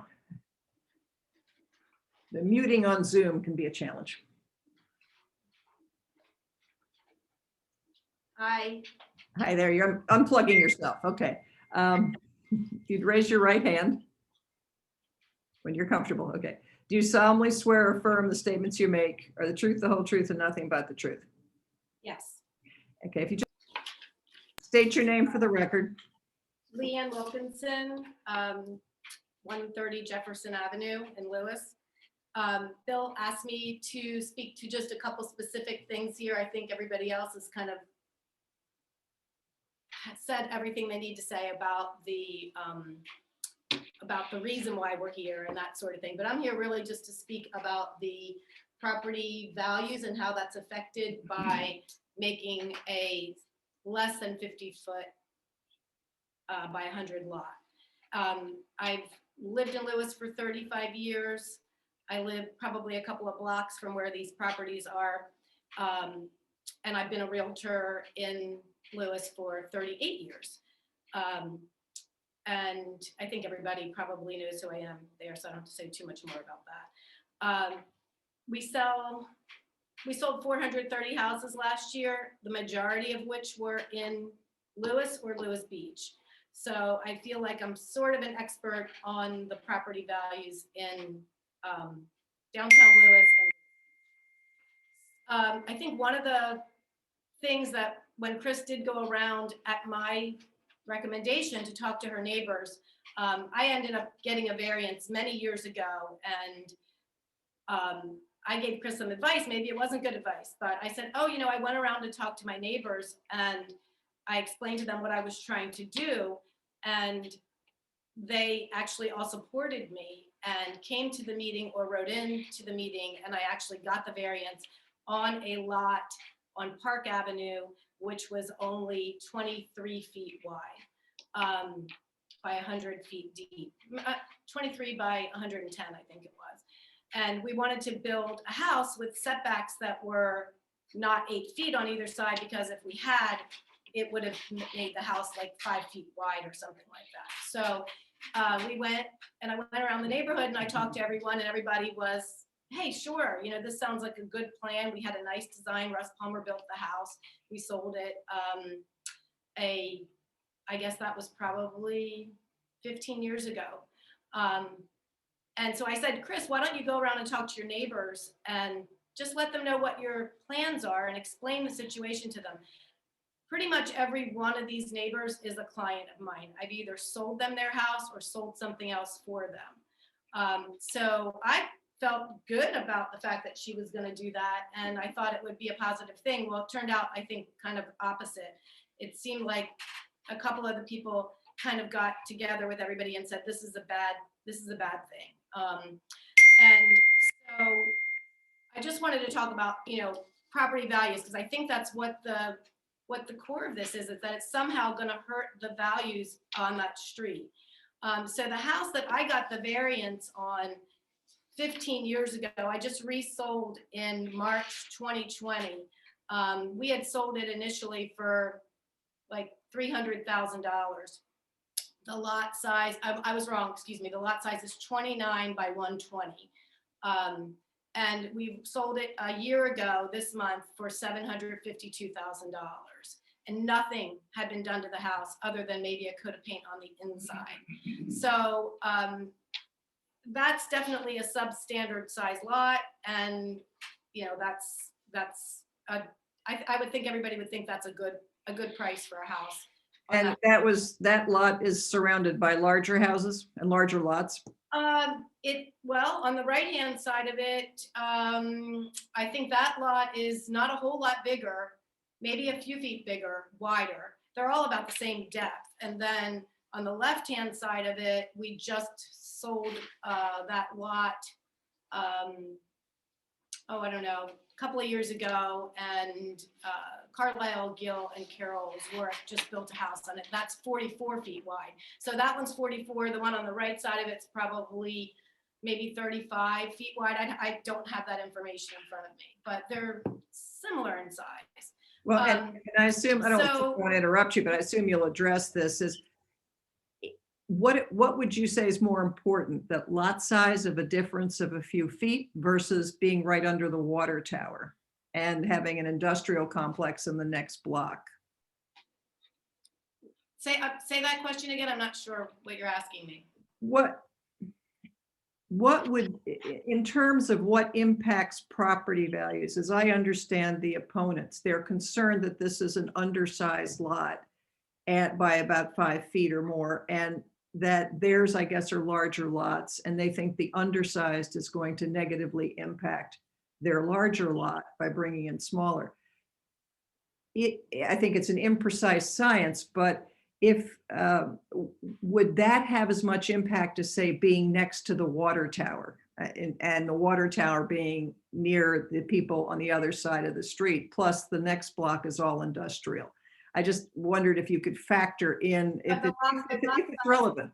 The lot size would be less of an impact than the water tower, but the water tower is not going anywhere. So the water tower has already affected the property values on Schley Avenue. I mean, it is what it is. It's there. There's certain people that would never buy a house where they could look up and see the water tower. And there's other people that say, we love looking at that water tower. So that's actually, yeah, one of those people that bought the duplex from me loves looking at the water tower from her sink. So, and she's told me that. So everybody's different, but yeah, I mean, there are industrial things on that street and that already impacts the values of the properties on that block or that street. So, so anyway, I just wanted to say, you know, I just pulled a few just because I could do it really quick this morning. I mean, there was a lot sold on 2nd Street. That lot was less than 5,000 square feet, sold for $540,000 in 2017. So, you know, Is that the mall property? that was one of the lots on that was the last lot to sell on the mall property in 2017. So needless to say, that didn't affect the value that was under 5,000 square feet. 103 Ship Carpenter Street, same thing, 2017, that lot was 45 by 83, so not even 100 feet deep, and we sold that house for $860,000. In 2017, the market's like greatly improved since then. And then we just sold another one on Park Avenue, which is where the one that I got the variance on was, and it just went for $835. So that sold in, I think, like November of 2020, very similar to the house that sold for $752, just sold for $835. Just a few months later in the same year, that lot was 40 by 100. So that's really all I have to say. And I own a property. Oh yes, I own a little house. The lot's 34 by 75 by 24 by 73. So whatever that comes out to square footage wise, it's certainly a small lot on Park Avenue, but not in Burton subdivision. So this is across from Ship Carpenter Square between 3rd and 4th. And I bought it for $375,000 in 2014. I've spent quite a bit of money on it, fixing it up. It's very nice. It just appraised when I refinanced it for $870,000 in November of 2020. So the lot size there is definitely not affecting the value. It hasn't kept the value down. It's gone up with everything else. And Well, isn't there the old expression in real estate, location, location, location? It is. And the whole city of Lewes now is the location. I can tell you that. And just so the record is clear, because you purchased that other piece of property from the Kings a few years ago. Are you going to be Chris's agent on the sale of these parcels and these lots? I've been Chris's agent. We've been trying to sell that building. We just tried to sell just the building, and I can't tell you how many people call about it. But then when they go in and look at it and see, and with the other regulations on what you could do with that building as it is, you really can't do anything with it. You can go back to having it as a storage facility, which who would spend, you know, $1 million some dollars to have a storage facility, or you can make maybe offices. There was an office in there. Skating rink. A skating rink? Yeah. So, I mean, you know, what you can do with it as it is very little. So we haven't had any luck selling it. Had I had lots, not to beat a dead horse, but had I had lots to build duplexes on, I mean, that would have been just, that would have been done a year ago, and there would have probably been 2 or 3 houses there now. But I do think that I just want to say, I feel like the only thing I can say about this 2.5 acre thing is obviously nobody knew that had anything to do with building a duplex on a 6,000 square foot lot, because So you never had any conversations with anybody from the city who worked in the city with respect to that? No, Mike Mikowski and I built the first duplex that was built after that 6,000 square foot lot thing came about. And then we did 2 others on Savannah Road, and we did the one on Chris's property. And nobody ever mentioned it. It was, if you have 6,000 square feet, you can do a duplex. Well, and did you do all the ones or sold the property on Burton after the city sold in order to pay for the library land? Russ Palmer did that. There's one there and it's a front to back. And I mean, I sold it. I wasn't involved in the construction or anything. I was the listing agent. But I mean, I just never heard of it. And I never heard of it until Rick Quill was trying to get the ice house, the duplexes there. And that's when somebody really read this. And I mean, why would the city, anybody on that committee doing that new comp plan, is that what it's called? Why would they ever put something in something that made, why would they say we're going to allow duplexes and put something in there that would allow no duplexes? There was no parcel that was 2.5 acres. So why would they even have made that? I think obviously it was an oversight. And I feel like Chris and Tom just got, caught in it, unfortunately. They would have never made that first lot 67 feet wide. They would have made it 60 and we would have still built the duplex on it. And no harm, no foul. And they'd have 3 more lots here or 4 more lots here now. So it's just unfortunate. But all I wanted to say is I don't think one more house on that street is going to hurt the value. In fact, the more houses on an industrial street is going to help the value. So that's my feeling. Thank you. Is any members of the board have any questions? Mr. Mendelis, do you have any questions? No questions. Thank you. All right. Thank you very much, Liam. Thanks. There's no one else here to give any presentation. What I would like to do, if I'm able, is to just give a summation after the close of after everyone speaks, if I can just address the issues for the Well, I think variance. that would be fine to hold it at the very end.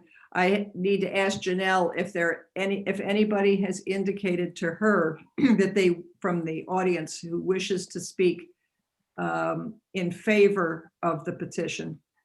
And we do have everybody's signatures on the petitions that were submitted. Janelle, do we have anybody? No one has indicated they wish to speak in favor. Rick Quill has said he doesn't want to speak, but he is in support of the application. All right, well, we'll assume that that's the same as the other signatories on the petition then. Then Mr. Mendelis, do you have anything you wish to add to the record or witnesses or? No witnesses, just a brief statement on behalf of the building official. So I'm the city solicitor and I'm here on behalf of the building official today in their office. This is a variance request for 3 variances versus an appeal. Typically, the city, if we were on an appeal scenario, it would be an adversarial proceeding and we would take a position in support of the building official's decision. In this case, it's a variance request. So in some ways, both the applicant and the building official's office are in agreement that there is an application that doesn't comply with the code, and it's the proper thing to do is to seek a variance if you think that the legal standard can be met. So we don't take any position on whether the variances should or should not be granted. The burden of proof, of course, is on the applicant to satisfy the exceptional practical difficulty standard as it's set out in the quick check case and in the code. The only thing I would mention is that some of the papers that were submitted went to equitable issues of detrimental reliance and possibly estoppel. Those, of course, aren't issues for a Board of Adjustment to decide. But Isn't that really the heart of this, Glenn? I I mean, this is a detrimental reliance case. Well, I think in some ways, but I think that again it really goes to a state court's decision if we should get there, and I hope we do not. I mean, I think the first analysis for the board has to be the quick check factors, and on the 3 variances requested, do they satisfy those standards? Would this be in character with the neighborhood? But isn't there a problem with Dobling? I'm sorry? Isn't there a problem with the Dobling case? Because economic hardship that you can't maximize your profit is not a basis for granting a variance. Well, that's And that cases are clear on that it has to be exceptional practical difficulties related to the land and not the fact that you can't maximize your profit, because clearly they could divide that 4th lot and make bigger 3 lots. So it's really a question of money. And the variance isn't for that. And that's the part that I'm just being upfront that I'm struggling with from a legal purist standpoint and a strict constructionist. Maybe that's my damning. But this to me sings of detrimental reliance. What happened is just not, it's not a question of fairness. It is, and it's that a building official made statements about what the applicant could do with their land. And then the mayor made statements. So even if the building official, the official building official wasn't high enough in the government to bind it, because normally detrimental reliance will not lie against the government, as we know. But then you have the mayor also making representations consistent with an interpretation of the code that read out the 2.5 acreage that was clearly there, but nobody caught. And it's not just the representation. What then takes that extra link and cements the chain to it, in my mind, is that it a changed position, that the applicant then changed her position, their position, because Tom King was involved, to subdivide and sell off that property, that then made it impossible for them to meet the square footage requirements. And that's the heart of a real detrimental reliance case, a material misrepresentation, and then an economic change or a material change in circumstances, which was severing off that land to Leanne Wilkinson, and let her then left the Kings with not enough land to subdivide the way they wanted to. That's about economic hardship. That's about not maximizing your profit, which is what Dobling's all about. And so I don't see how you get around the heart of this, and the basis to approve this for me is a detrimental reliance issue. There's no other way to dance around it. Well, a couple of things in response. I mean, of course, I'm not going to argue one way or the other whether there was detrimental reliance or not, because I don't want this record to be established that could be used in some future. Well, I understand that's the real problem here, and the city could have easily settled this by, buying that lot or part of it and adding it to the city's lot, so that some way to do this, so you didn't have the precedent sitting here. But there's a distinguishing feature, I suspect, with other properties that may still exist in Lewes, and that's that you didn't have the mayor and the making representations that you could do this building. It might just be that, well, we go through the process because we didn't read the 2.5, but you didn't change your, even if you say that is a detrimental reliance, there's no adverse reliance because they didn't change their position. All from everything that, obviously I'm not a witness and don't know, but what's unique about the King situation is that they relied to their detriment by changing their position, by selling off a portion of their land that then made it impossible for them to be able to subdivide in a way that was legal under our code. There may be other properties in town that could otherwise do a duplex with 6,000 square feet and may have talked to the building official, but they didn't sever part of their property to make it impossible for them to do it. So it's not just the 6,000 square feet, it's that the Kings materially changed their position in reliance on those misrepresentations or inaccurate representations.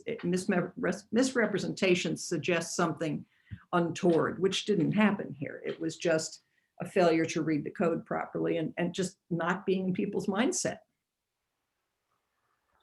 I hear all that, Chairperson Hedge, and my only response, I guess, is that I didn't ask questions of the witnesses because I don't take issue with their statements. I think their statements in large part are accurate. There were building permits issued probably in error based upon the construct of the code at the time.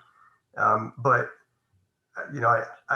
again, I'm not here to make an argument for or against the variance, and I just caution the board to at least make an attempt to apply the quick check standards before you get to detrimental reliance.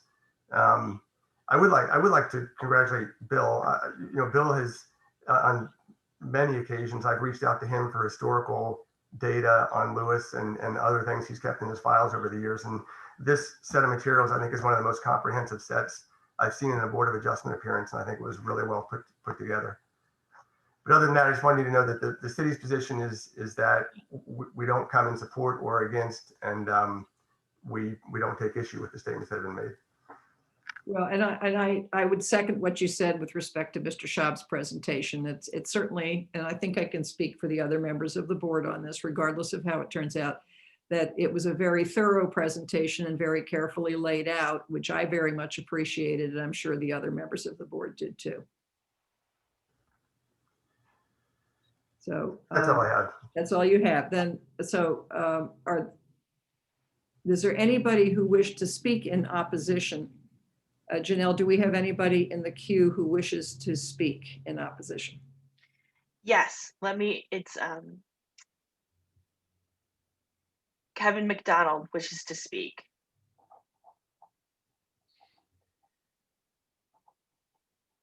And he should be able to speak. Hi, this is Kevin. Can you folks hear me? Yes, can you turn your audio, your video on? Bear with me because I don't know how to do that.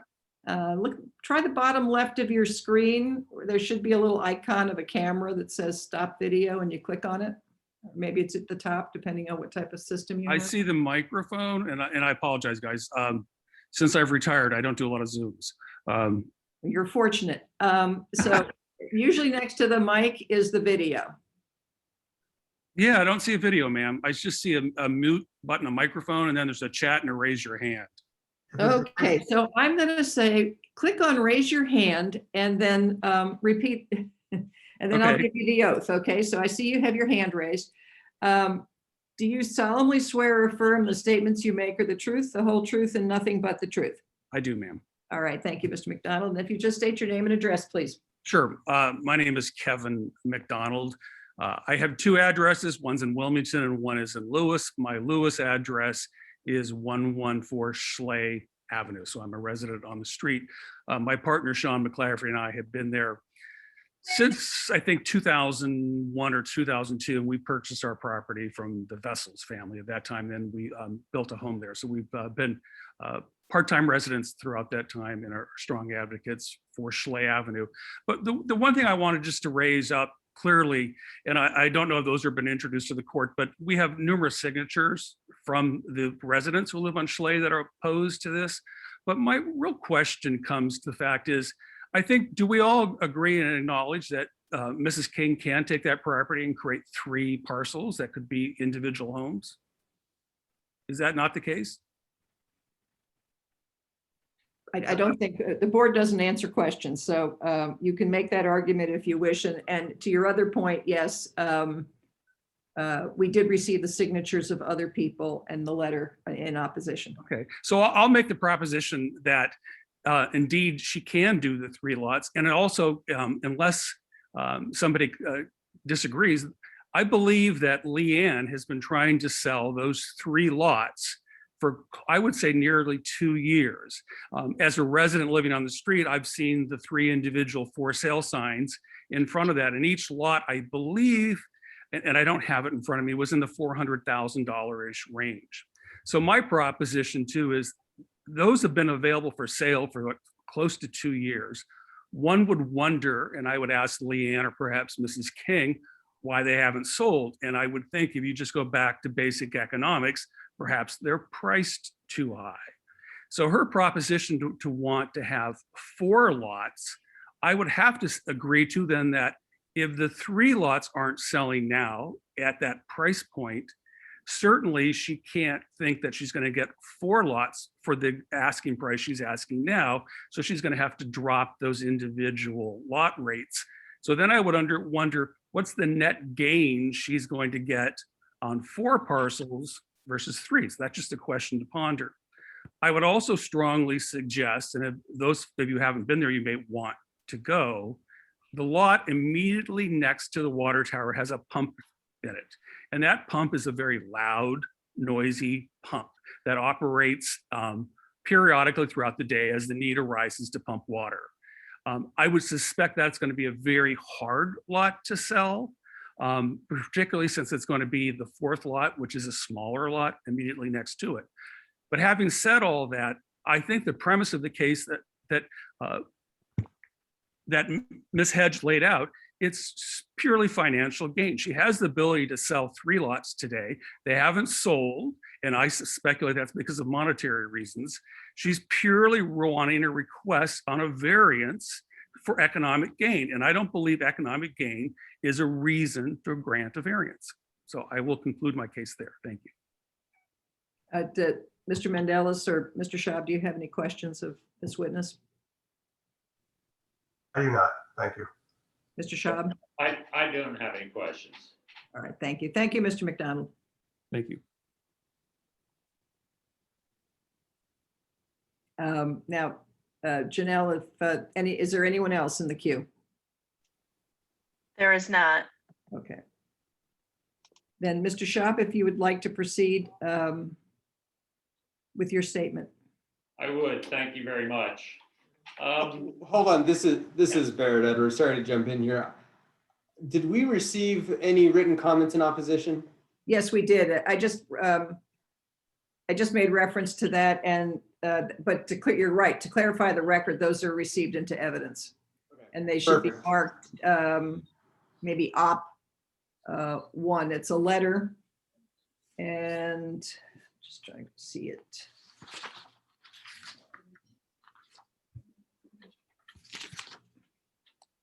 It's a letter of opposition. We can mark that op 1, and it's prepared by Rhodes Vessels, and it is signed. I'll do my. It's the handwriting is right up there on a par with mine, so I can write, and I can read Mr. Vessels, and the others are not quite as clear, but there are 1, 2, 3, 4, 5, 6, 7, 8, 9 signatories to the letter.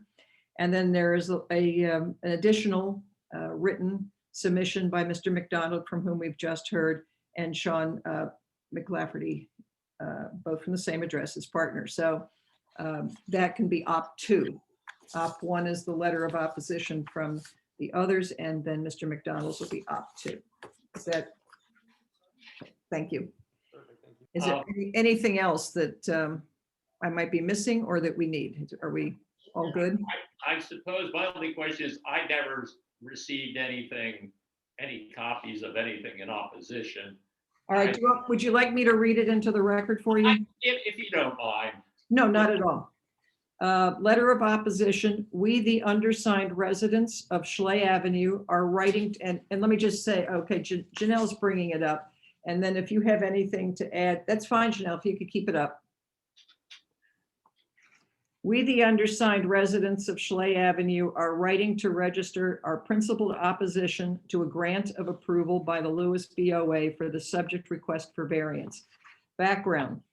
Prior to enumerating our grievances, perhaps a thumbnail of the background pertaining to the building situated on the subject parcel would serve to advance our argument. The building is one of 6 concrete block buildings, each graced by low-pitch gable roof, built in Lewes during the early 1940s to house hosiery looms. After 1952, the building became a facility devoted to assembly of mil-spec transformers known as inductor engineering. And I would say that those 2 facts came from footnote is Telcon with Hazel Brittingham, 2020-21. Then in 1972, it's because there are several footnotes. In 1972, a fabric cutting operation to support Abner Koenig's The Blouse Factory, located over on West 3rd Street, that IBID, in other words, also from Hazel Brittingham, and then a costume jewelry assembly plant. Finally, in 1998, the applicant purchased the property knowing that the legacy industrial uses were grandfathered since the advent of zoning in Lewes in 1958. That footnote is reference to Telcon with Henry Bainham, 2/18/21. Soon thereafter, the building morphed into a document repository designed to store medical records from BB Healthcare. It would appear that BB's occupancy was governed by the terms of a private lease agreement with the applicant. Meantime, the residences along Schley Avenue were built by diverse parties, both builders and purchasers of lots on their own during the period October 1977 through March 2017. Schley is now one of the most appealing neighborhoods in Lewes.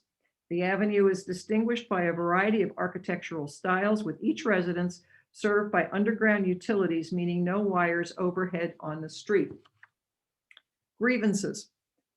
At this juncture, we are convinced that the applicant would reap a substantial return in excess of 1.1 million, and that is footnote to applicant purchased property for $275,000 in 1998, SCDB 2279:322:40198, subdivided off a non-conforming 67-foot lot in 2012, SCPB 17273600712, and sold that lot, parcel 133.01, for $400,000 in 2016, SCDB 4587:20,82616.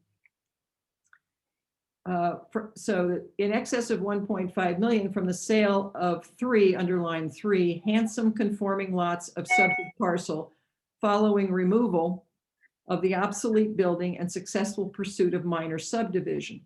In contrast, the non-conforming lot proposed by applicant to be established via grant of the requested variance would be 24% narrower than the 60-foot frontages on the 2 lesser existing lots along Schley just across the street.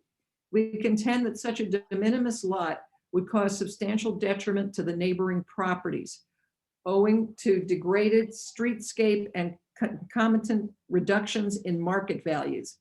And we fail to perceive any exceptional practical difficulty devolving on the applicant from adherence to the city's established R4 dimensional regulations.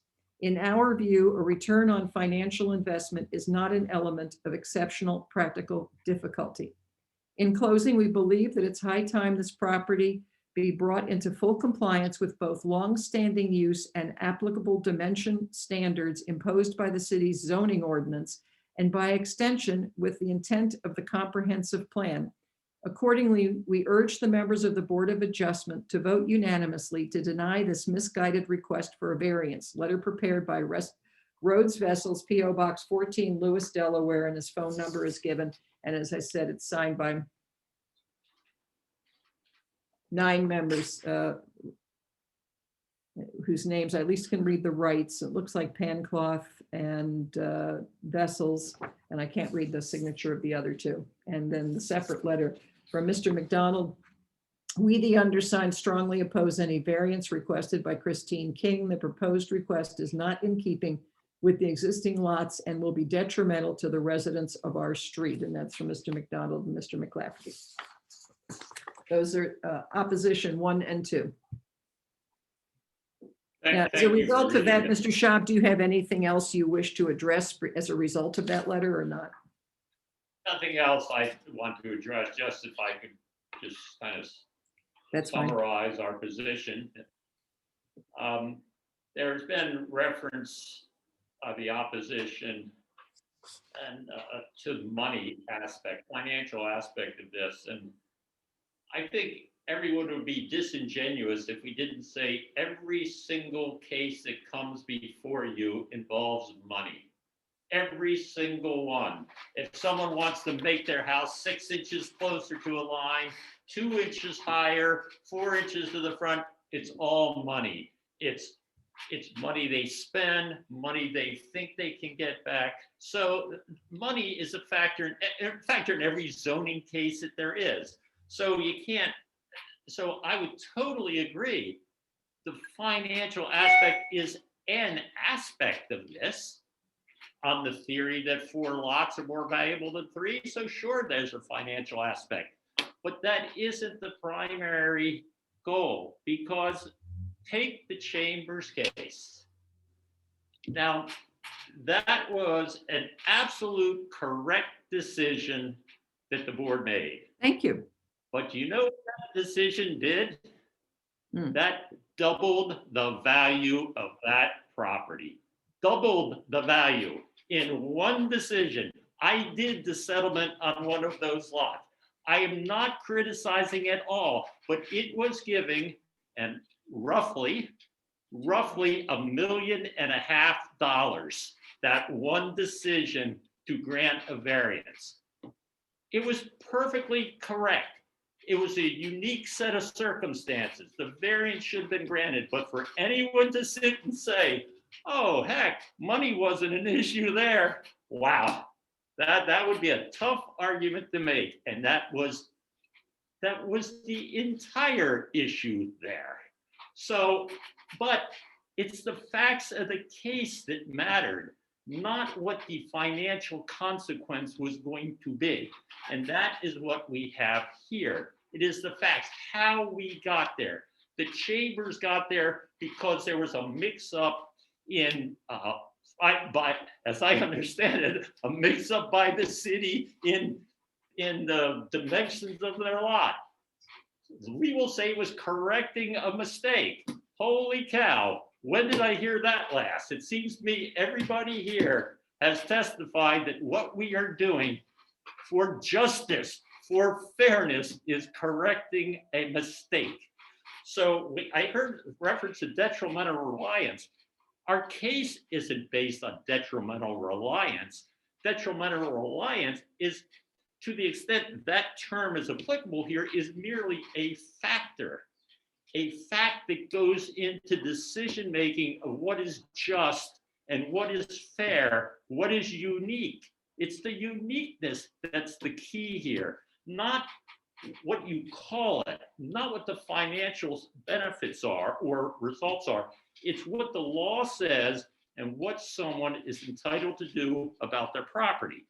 I also heard reference to city officials, former mayors making statements about what a law says. This has nothing to do about what anybody said. It's what everybody did. The city gave the Kings the right to subdivide a 6,000 square foot lot to build a 2-unit duplex on. They weren't relying on anything. They went in and got a building permit. They sold their property. The people built a 2-unit condominium. You're saying that's not reliance? That's not relying on what somebody said. That's relying on the interpretation of a code that was put into action. That's what we got here. Again, that is not the only factor here. That is just, but it is a big factor. It is uniqueness. That's what this is about. Not what exactly the code said, not what it was meant to say. It was how it was acted upon, not just by Ms. King, but by every single person involved in the process, and one person being hurt. One person in the city of Lewes being hurt. Chris King. She is it. Nobody aimed at her, but she's it. So therefore, what I'd like to do is, in your decision on the Chambers case, you refer to Title 22, Section 327 of the code.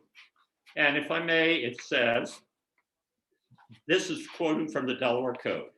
The Board of Adjustment may authorize in specific cases such variance from any zoning ordinance, code, or regulation that will not be contrary to the public interest, where owing to specific conditions or exceptional situations, a literal interpretation of any zoning ordinances, code, or regulation will result in unnecessary hardship or exceptional practical difficulties to the owner of property, so that the spirit of the ordinance, code, or regulation shall be observed and substantial justice done, provided such relief may be granted without substantial detriment to the public good and without substantially impairing the intent and purpose of any zoning ordinance, code, regulation, or map. That's the basis for where we are. It is hard for me to conceive of a set of facts that fit more squarely into this definition of a variance than Ms. King's. The the provisions of the code, I will go through for the, supposed to show relief from a strict application of the provisions of the Lewes Code is whether it is justified and reasonable here because of special conditions and exceptional situation. What can be more exceptional than the body that in charge of the law tells you what you can do, acts upon it, and then says, oh, we're wrong. Again, this is not blaming anybody, because the city didn't do it just for them. They didn't start with the Kings. There were several of these built. And again, I'm not blaming. I'm just saying what could be more unique, or what could be more special or exceptional than that? What else could the Kings do? Who else do they go to when they say, I want to do this with my property?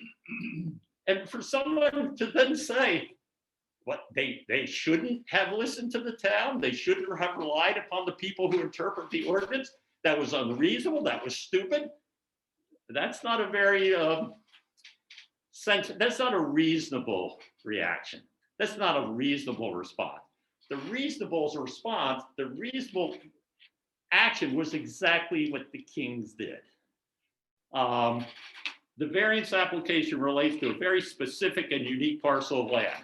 What could be more specific and unique than this parcel of land? Now, I heard someone say, this ugly building, which Ben has been on forever and ever, now should be in conformity, should be, basically one person on the street asked Ms. King, she said they should give it to the city, that they thought that would be a good use of this property. Possibly those people were standing in line to give their home to the city. I'm not sure, but maybe they should. This is one piece of land that is like this. There is no other property like this in Lewes. So it certainly meets that criteria of being specific and unique. There will not be substantial detriment to the public good. It's, again, Leanne Wilkinson testified about values, what the impact is in Lewes. We didn't need Leanne Wilkinson to testify. Look at the newspaper. Talk to your neighbors. Ask them what they paid for their houses. Look at the size of lots. How can it possibly, conceivably, be any detriment whatsoever to the city, to the public good, to subdivide, to have a lot which, if you put a gun to someone's head and stood in front of it, if it was approved, couldn't tell you it was smaller than the one next door because it's 4.5 feet less wide. That is the consequence of this. That cannot conceivably be a substantial detriment, and I would submit it's no detriment at all. Mr. McDonald said, well, it's next to the water tower. Then no one will buy it. Guess what? Ms. Wilkinson already testified. There's many people out there being next to a water tower they would not like to be. And that what the market will determine that. However, we all know the result. In the city of Lewes, if there's a lot upon which you can build a house, someone's going to buy that lot and they're going to build a house. Ms. Wilkinson testified to the houses they build on lots that were 3,000 square feet. There are lots in Lewes that are 1,900 square feet, 2,000 square feet. Believe me, the one that's 400 and some square feet, less than 5,000, is going to have no impact whatsoever on anybody. The benefits of granting the variances would substantially outweigh any detriments. I can't find any detriments. I understood people on Schley Avenue do not want 4 lots, but they want 3 lots. I can't answer that. I mean, they just don't. But that doesn't mean, that has nothing to do with the unique circumstances here. They just don't want the lots. You have to apply the standards for the variance, and that is what would be the detriment to granting it, not does someone want it or not. And I submit here again that there are no detriments to granting it. that approval of the variances would not substantially or impair the intent and purpose of the comprehensive plan. Well, it's kind of hard to tell what the comprehensive plan is, because the first comprehensive plan was to allow duplexes, two unit condominiums there. So now that's not the case. The comprehensive plan is to have lots that are 5,000 square feet. Given the fact we've already presented evidence of the hundreds of properties in the town of Lewes that are less than the size of the one that we are seeking a variance on, it is, in my opinion, impossible to reasonably argue that granting the variance would substantially impair the intent and purpose of the code, because the code applies to one spot, in this case, basically a 4-lot subdivision where the lots would be substantially the same as or greater than hundreds of other lots in the city that are all governed by the comprehensive code. The property, again, it's so commercial now, residential now, so that is not the question. And even the opponents have said they'd much rather have the houses on the lots than the building. So there's no question about the variance will adversely affect that aspect of the property. And then another question is, will granting the variance adversely affect neighboring property or uses? Again, we all live in Lewes. We all see what people build. We see the prices, the values of what people build. We see how pretty the things are that people build, how nice they are. But no evidence whatsoever presented that it will negatively impact. Maybe that's a better way of putting it. We have presented evidence saying it will not produce a financial detriment to anyone. There's been no evidence to the contrary. There are statements made that we don't want the 4th lot, that we think the water tower makes it a bad lot, but there's no evidence of that. And you know why? You couldn't possibly find such evidence in the town of Lewes. The hardship and the exceptional practical difficulty part, to me, again, all of these are based on the facts, the uniqueness. The practical difficulty is presented when the requested dimensional change is minimal and the harm to the applicant and variance is denied will be greater than the probable effect on the neighboring properties if the variance is granted. There is, again, as far as I can tell, no detrimental effect on neighboring properties. Now, first of all, I guess it depends on what you call neighboring. Now, granted, Schley Avenue is it's not a New York City street that goes on for miles, but you have the lots at one end that are bigger, no question. And then you got the residential lots where this would be at the other end, that would be smaller. So you have bigger lots at one end of the street, the smaller at the other. The people who are opposed to it have the bigger lots. I would submit there's been no evidence other than I don't want it showing there'll be any negative effect on them. Yet the facts show that the harm to the applicant of the variance being granted, the harm to her, Ms. King, is she had property she could have 4 lots on. Given the facts we presented, all the witnesses testified to, she no longer has that.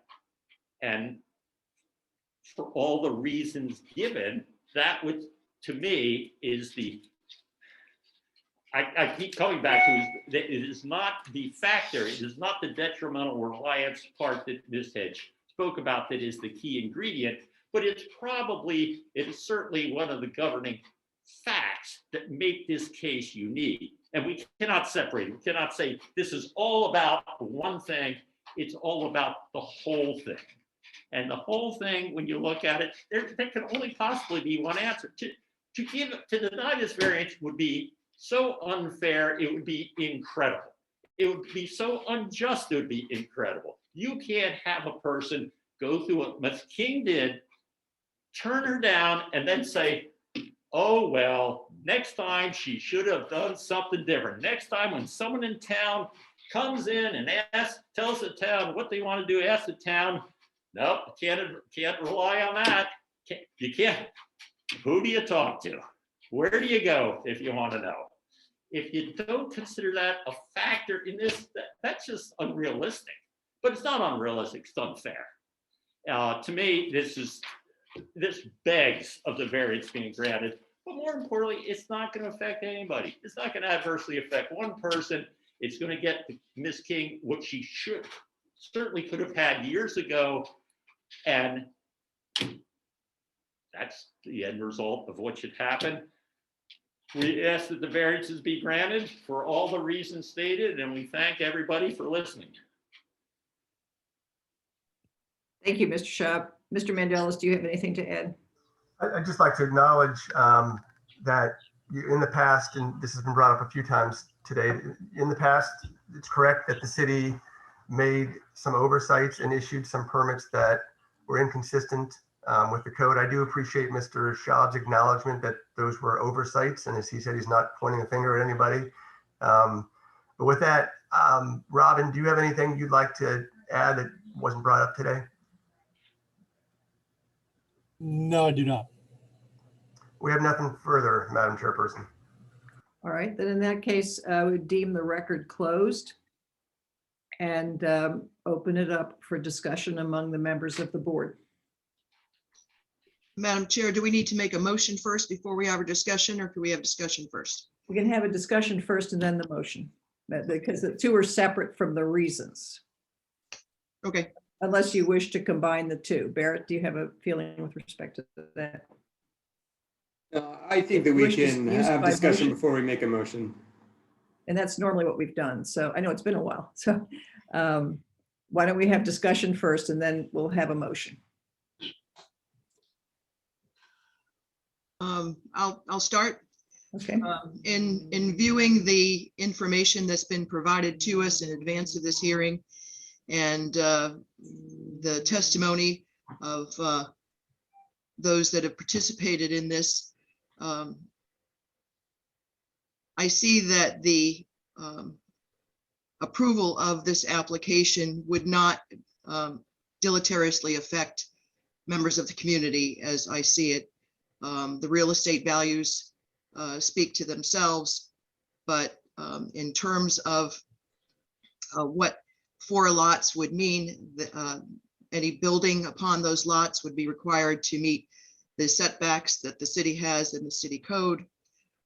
It is now a residential area, although it is on the edge of an area that has other aspects to it.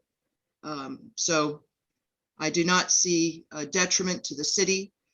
I do not see this being inconsistent with the comprehensive plan, and I support the approval of this application.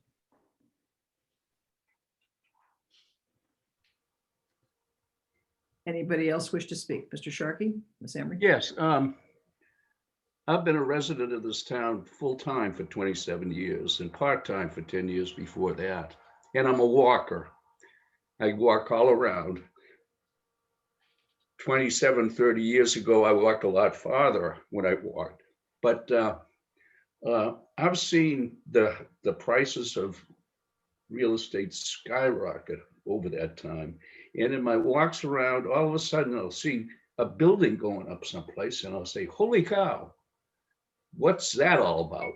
And I support 100% what Leanne said in terms of property value. So this is all to say, I don't see a detriment to anyone as a result of the 4th lot.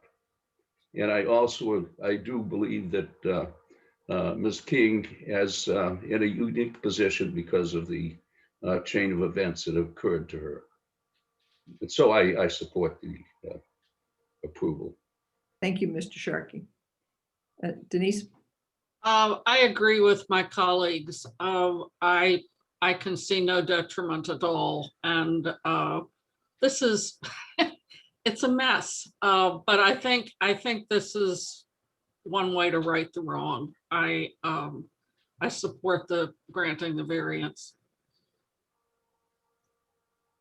Do I have a motion? I make a motion. Oh, Okay. go ahead.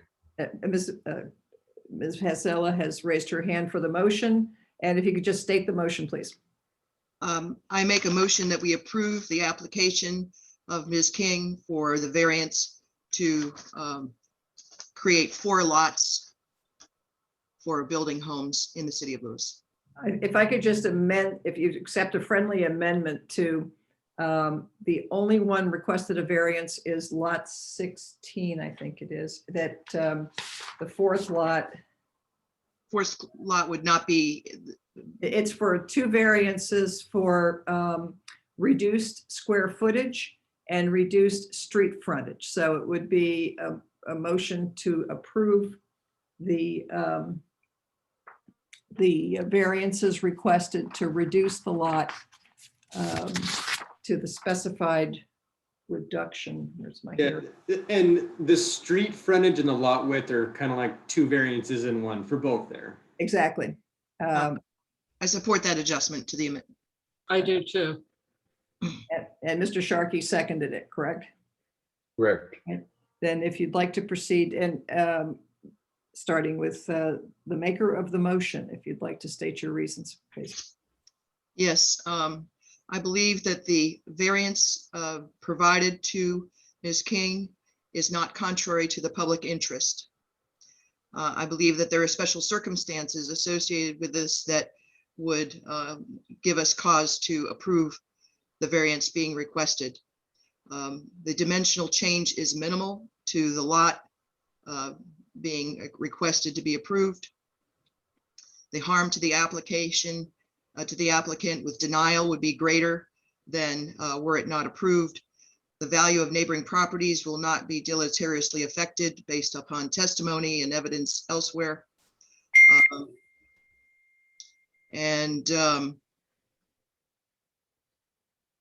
Those are my reasons. Thank you.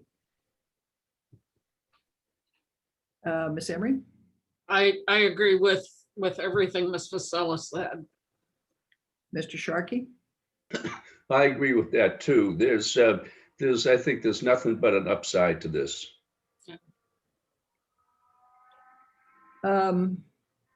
I concur. I will agree with the approval of the variance. As I said before, and I am going to adopt my prior statements, I have concerns because it's not the question of financial benefit, while it may exist because everything is all about money, with many of the variances. We've never approved a variance of this size during my tenure of 9.5 years. It's been inches, not feet. And while that would seem to be minimal, but we don't sit to rewrite the code. And the code stands as it does for what these lot sizes are supposed to be. And while we might agree that it'd be fine, we still are faced with that. And so that's why, and I'll thank Mr. Schaub for reading it, because I was going to read Delaware Code Title 22, Section 327A3, with respect to exceptional practical difficulties. And as we discussed before, it relates to the land, not an increase in profitability. But I think that this particular situation presents, is born out of the land, I'll put it that way, both by statements from city officials, but also by actions, by the prior approval of the subdivision of this land twice, but also the code can change. So there's that issue, and people have to live with it. But this was far more, and the uniqueness of this property and the uniqueness of this applicant was the material change in circumstances, as I mentioned before, of selling off a parcel that would have otherwise purified this request and not made it necessary. And that selling of the parcel was born directly out of the actions of the government, not just statements, but also prior conduct in interpreting the code a certain way, and then realizing the mistake in the interpretation. I won't say misrepresentation, I'll just say a mistake because it was there in black and white. But understandably was lost in the shuffle of many, many, many changes to that code, as I recall it very well, because I had just joined the Board of Adjustment. So it was an adjustment in many respects. I also feel strongly that the resulting good that will come from the development of this property will be a benefit to the street and to the community. It removes the industrial building, which is not conducive to a residential neighborhood, and confines it to the next block. And it will make it, it's consistent with our core values. As Mr. Forney said, it's consistent with the comp plan of diversity in housing. As to the property values across the street, I agree that with the argument that when someone's looking at a property, 4 feet versus 5 feet difference, when you're right up against the tower, may not make a difference. And perhaps there's a way, if the house is moved closer to that property line, there could be a variance for that because it's against the city property and that's not being sold. I'm not suggesting it, but that would make it look like there's more land on the left. And maybe there's a way the city can sell some land to make up some difference on that lot. I'm sure there are all sorts of creative things that could be done. But I think that property values also are amorphous. It depends on the time period. We're seeing huge runaway prices. So that if the lot's going to be sold, it's going to help all the other people on the block because they've got larger lots. So they're going to benefit from this, in my view. I'm not a real estate expert, but I think that Ms. Wilkinson has addressed that. And so I think that overall it's a plus. It's going to make much more of a community feel on that block, regardless of whether it's 3 or 4 residences. And it provides for diversity because it allows a less expensive lot perhaps, but maybe not in this environment, for somebody who's doing a different type of home or can't afford the more expensive lots in Lewes. And that has been a goal of the city, is to provide housing for a more diverse population. So I adopt what my colleagues have said, and then I add those reasons to it. You can call it detrimental reliance. You can call it the changed circumstances. You can call it the uniqueness of what's happened with respect to the history of this property. I won't put the legal label on it to make Mr. Mandelas happy. So I just agree that this should be granted. So it's a unanimous vote of the board, and any appeals would have to be lodged within 30 days of the written decision. The building permit cannot issue until the written decision is signed, and hopefully that will be very soon. So that will conclude the hearing. We have one other minor thing which people do not have to stick around for, which is the approval of our minutes from November 4. Do I hear a motion? Yes. It's really a scintillating conversation. Thank you very much. Mr. Cham. Thank you, Ms. King. Thank you, Mr. Ford and Mr. Forney. Thank you. Do I hear a motion to approve the minutes? Motion to approve the minutes. Second? Okay, all in favor? Aye. Aye. Minutes are approved. Thank you very much. And that will conclude this hearing. We are set at this point for a hearing on May 2nd, so keep your calendars open. Okay. All right. Thank you. Thank you. Be safe, thank you. everyone. Safe, everybody. Stay safe. Good seeing you again. Good seeing you, even virtually.